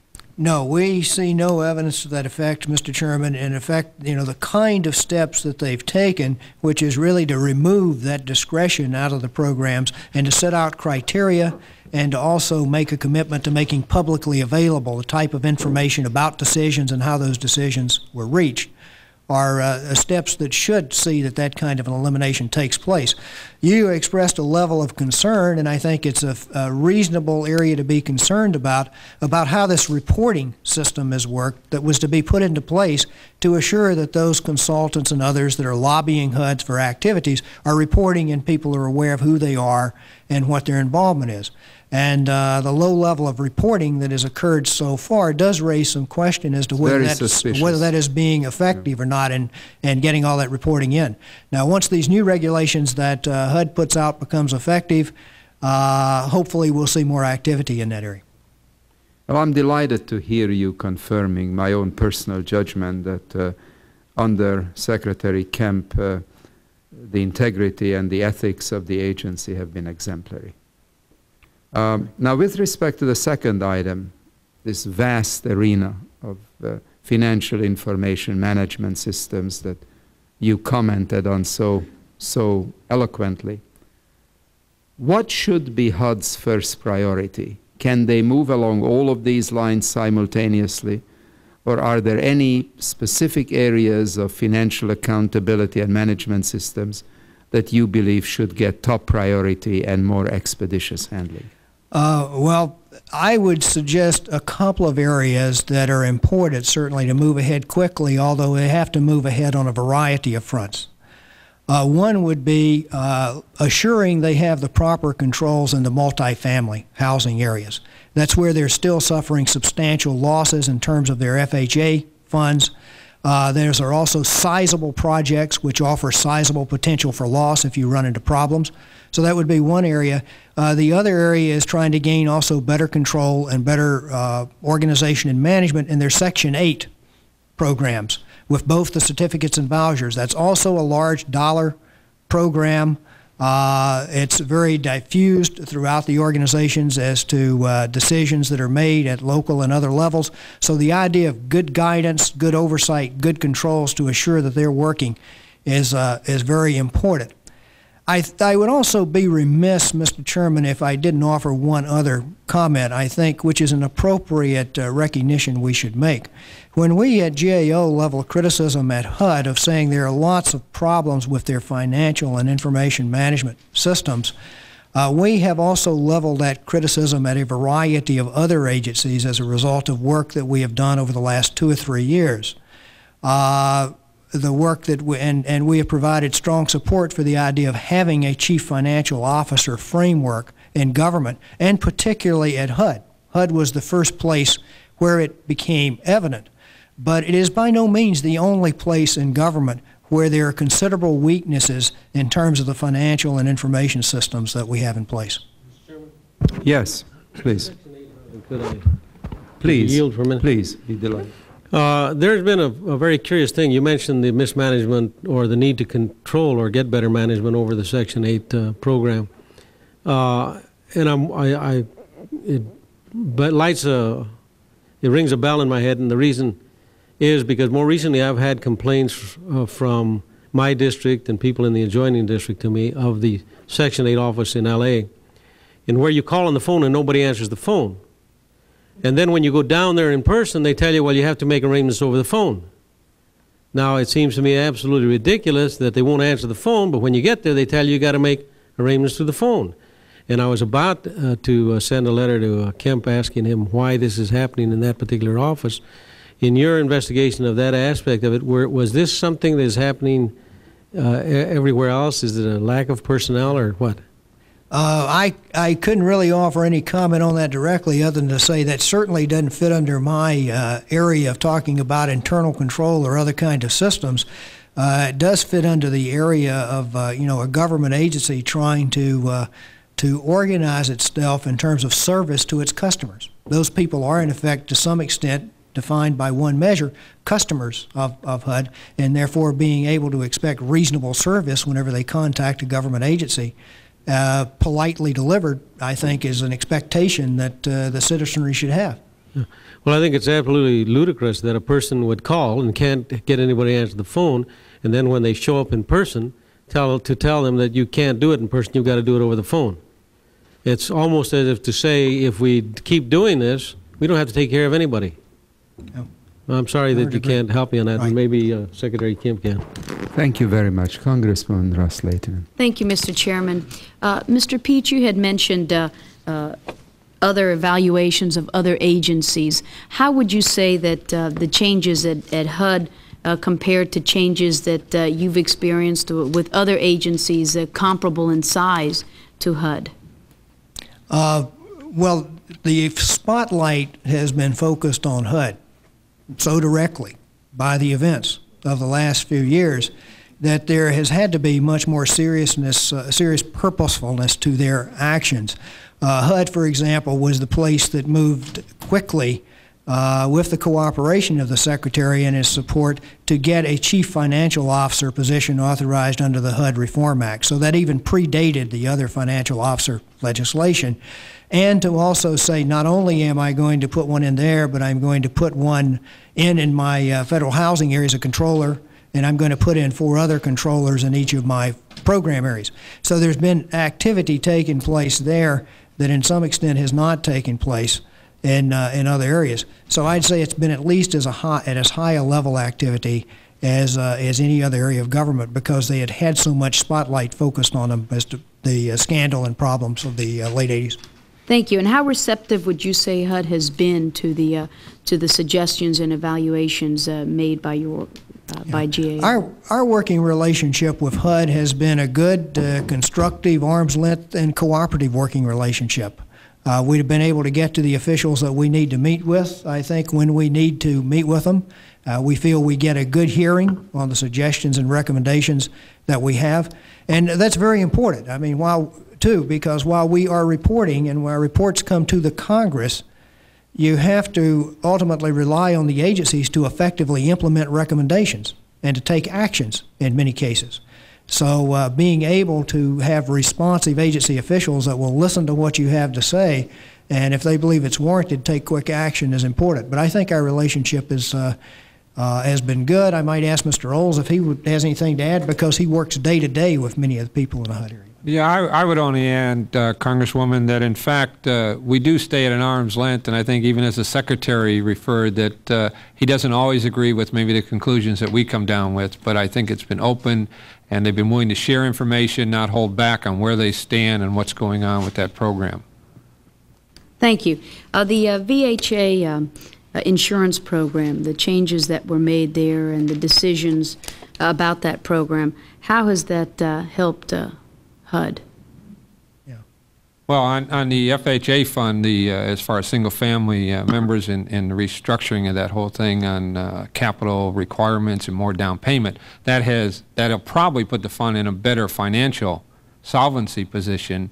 But at the same time, and I think the Secretary mentioned that he's monitoring, which I'm awful pleased to see, what effect does that have on people that can't get FHA insurance and loans? And we testified on several times on the Senate and the House side that that is the dilemma that HUD is caught in from a policy standpoint. But I think they're moving forward with those. I think they will have positive financial benefits. It will make the fund more solvent because it's going to get more equity into the homeowner's hands as far as what they own. And statistics will show you with equity in an investment, whether it be a car or be anything, you're not going to walk away from your property, which is what happens in a lot of cases. With no equity and no down payment or no payment money, some of these loans were going in at 100%. You didn't have to put down anything, and you could purchase a home and you have no investment. And if you run into financial difficulties, you just walk away. So I think in that sense, I think there were very positive steps to take. And our office did work with Price Waterhouse, did work with HUD, did work with the Joint Committee last fall in instituting the legislation that went into place. Thank you very much. Thank you, Mr. Peach. Congressman Lucan. No, thank you, Mr. Chairman. Congressman Shays. Thank you, Mr. Peach, and thank you, Mr. Chairman. I just want to thank you for the clearness of your report, and also I think by the caution that you've expressed, I think that we can be a little euphoric in seeing such improvement, but we do need to be cautious. I want to ask you a few questions, and I want to end up with the local public housing authorities, which really have not been addressed today, but I just want to touch on it briefly. Your basic comments to us are that the department-wide weaknesses really we're just beginning to look at. And just want to know if I'm correct in making this assumption. The department-wide weaknesses, I would tend to be more systemic, more general in nature, things like not having the proper, well, I guess you have 4 of them in this case: inadequate financial information. These are the weak internal controls and so on. These strike me as being extraordinarily significant. And am I correct in making an assumption that one of the things you're telling us is that if Jack Kemp were to leave today, that a lot of these systemic types of problems have not been dealt with, and so what led to the HUD of the 70s and 80s could be the HUD of the 90s? Well, I would take issue to this extent with that characterization and say it would certainly depend very much on who was brought in to replace him and whether or not that same level of commitment to those same issues was there or not. It takes time to implement some of these changes, particularly in the financial management and internal control system. You just can't go out and create financial management systems, simply. It takes a good deal of time and effort. Even at HUD, to the extent that they have identified some of these long-seated problems and have come up with game plans for correcting them, the identification and the development of the game plan has been done largely by outside consultants and contractors. But there comes a time where HUD has to take ownership of that too, with their own staff and people, and create systems that will be used and will work for them in administering these programs. And so that kind of commitment and follow-through to support that development and see it through is very important. So I think the continuity is an issue, and it's certainly, you can look back in past history and see where turnover at top-level positions has changed direction fairly substantially because management styles and approaches and initiatives and interests are quite different. So this is one area where we do need that kind of commitment and follow-through. It's very important. It just seems to me, though, one of the values of your testimony to us is that you're saying that the Secretary has set a very high moral tone, and that has filtered through the system and been very beneficial. You're saying that the HUD Reform Act, which also deals with process as well as the ethical aspects of HUD, has been, a very beneficial thing. But the message I'm getting is if you don't get at the systemic types of internal controls, so on, that we're really not going to see the full measure of what we want to achieve. I think that's correct, particularly in terms, providing yourself a greater level of assurance that you won't have a recurrence of problems. One other point that I also should emphasize, and Secretary Kemp did mention this, I think it's important, is he said he took steps when he went with his chief financial officer position and these additional controller positions to make them positions which in effect have some tenure within the department. Yes. And to try to remove them from the political appointment process. And that was an effort on his part, I think, to establish some staying power and continuity in the people that would be trying to get those systems improvements in place. Permanent employees as opposed to political appointees that would be made. Yeah. That's correct. Yeah. Yes. Let me ask you this. Could I add one thing to that? Talking about the systemic issues that we looked at, one of the things that we noticed in the problem programs, the 14, 6 of those had inadequate monitoring. That's what caused things to happen. And without computerized systems, without information systems, without financial performance indicators, knowing where things are starting to slip a little bit from the norm, you have no way to react. And if you don't have those in place, even with new programs under the new legislation or continuing existing programs, you're going to leave yourself susceptible for the same type of problems. And that's how I would characterize it. I guess that it leads to the next question, though. How important is, 2 questions, I'll put them both out. How important is the Chief Financial Officer to this effort? And what other things could we be doing to help HUD deal with these 4 so-called underlying causes? I wouldn't call them causes, but it seems to me that they're just systems that we need to develop. Deal with the Chief Financial Officer first. Do you consider it? I think the Chief Financial Officer position is absolutely key and crucial to the financial systems improvements and the internal control improvements, which are very important here. And they will relate both to the inadequate financial information management systems, the weak internal controls. It won't deal with the inappropriate organizational structure. It won't deal with insufficient staffing. It will deal with the first 2 of the 4 that you've mentioned. And those are probably certainly long-standing pervasive problems which are really key to getting the improvements you'd like to see over the long term. Okay. You need somebody that's devoting their attention and really focusing on that. Secretary Kemp and some of his other top managers have to focus across the spectrum of everything the department is in, being a supporter, an advocate of certain program directions or other things. This is a person that will devote themselves to trying to bring about and institutionalize those financial management internal controls reporting to the Secretary. Well, it just seems to me that we can deal with the organizational structure without a lot of cost. We can deal with the Chief Financial Officer who should save money. I'm not sure you're going to see a lot of new staff, and so we better make up, at least in the other 3 areas, as much as we can. Well, he alluded, and I was interested, and I was going to go back and check that Secretary Kemp said he had asked for 500 new people, and the direction of his comments was going to be primarily in this area of trying to get this Chief Financial Officer off the ground in a variety of areas. So, and I would certainly agree, that's an area, if you were going to put some more staffing in, we'd like to see some more staffing in. Let me just take the last area, and that is you have the fully implemented, the in progress, and the just begun under the individual programs. Yes. And the just begun Section 8 certificates and Section 8 vouchers, it really is, they're implemented by the local public housing authorities, the PHAs. I am left with the feeling that just as HUD had extraordinary problems in both its central office and its regional office and some of their state offices, that we have just an absolute need to take a look at the public housing authorities and what they do. For instance, travel. They don't have restrictions on travel. They don't have guidelines on travel. I've known public executive directors who literally go around the country almost on a monthly basis with no restraints on them. They buy cars differently than we would ever allow federal employees to do. And I guess my question is, have you looked at the public housing authorities? Do you and if not, do you intend to look at the public housing authorities? I think it is an important area to look at.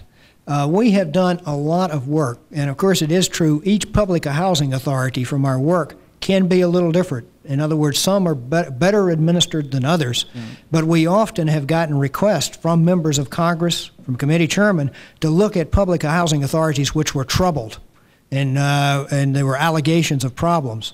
And where we have done that work, in many of those local public housing authorities, we have found poor administration consistently to be a problem, inappropriate use of funds. I might ask Mr. Olds, he might want to elaborate. He has led a number of those studies, but those problems are there in many of the public housing authorities, for sure. I would agree with your observation, Congressman. I can look back on one job we did on Chicago Public Housing Authority a couple years ago that had a lot of problems, and I look at Vince Lane, I believe is the director, who came in there, who had a charisma with him, and without his leadership some of the problems couldn't have been corrected.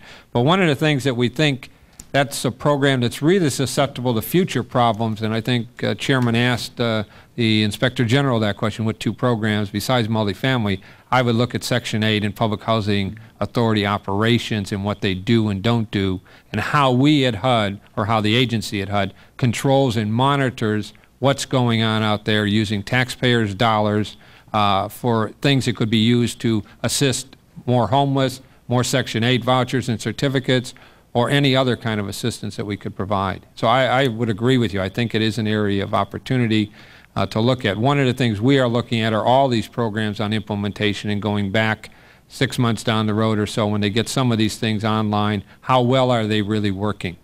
We intend to do that. I'm left with the feeling, and Mr. Chairman, that HUD has had such a challenge in dealing with its operations, both in its central and regional offices, that they have not been able to give the kind of attention to the local communities that they need to give. And when you say that almost in every instance you found poor administration and inappropriate use of funds, I mean, that's like, it wasn't with a shrilled voice, but it, to me, is an indication that we as a committee have got to be a little more aggressive in this area. And I would just end by requesting that you be not reluctant to share even suspicions that you have as it relates to the local PHAs. Well, the difficulty in these local PHAs is, that I've always found, is to be certainly not stereotyping or systemic, because each one can be different. And often it's where the ones are having problems where the allegations arise. Yeah. And then we get asked to go in and look at for a review. There may be others that are operating better, and there are some examples we could indicate of ones that are generally viewed as having a pretty good operating authority.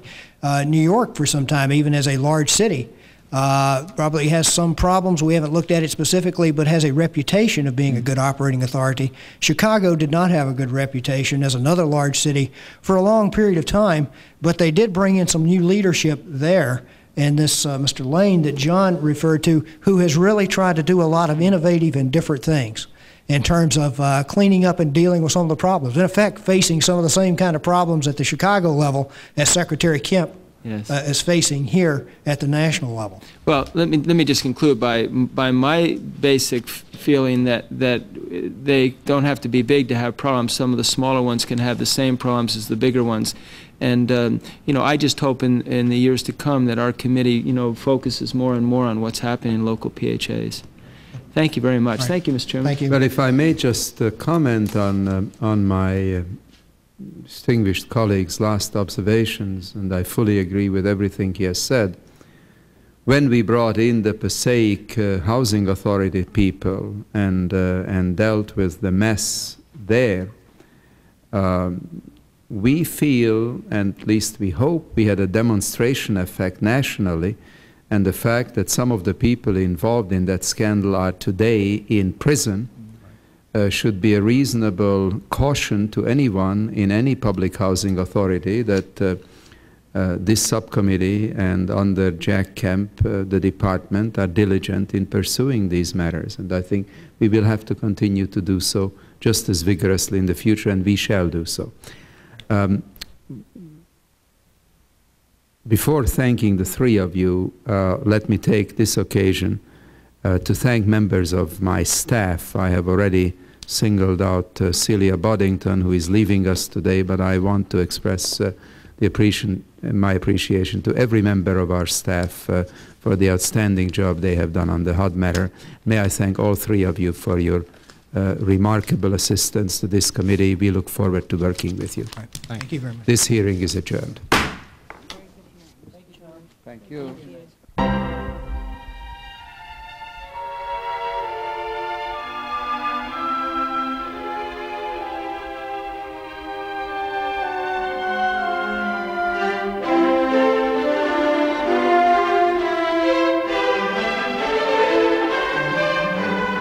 That concludes this hearing of the House Government Operations Subcommittee on Employment and Housing.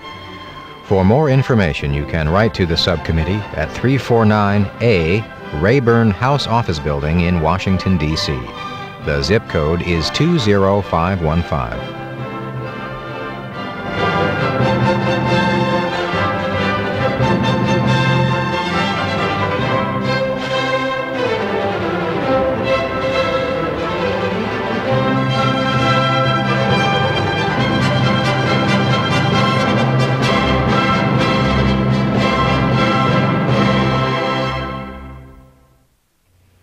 The C-SPAN 2 schedule is available to viewers 24 hours a day. For the latest information about our programming, dial 202-628-2205.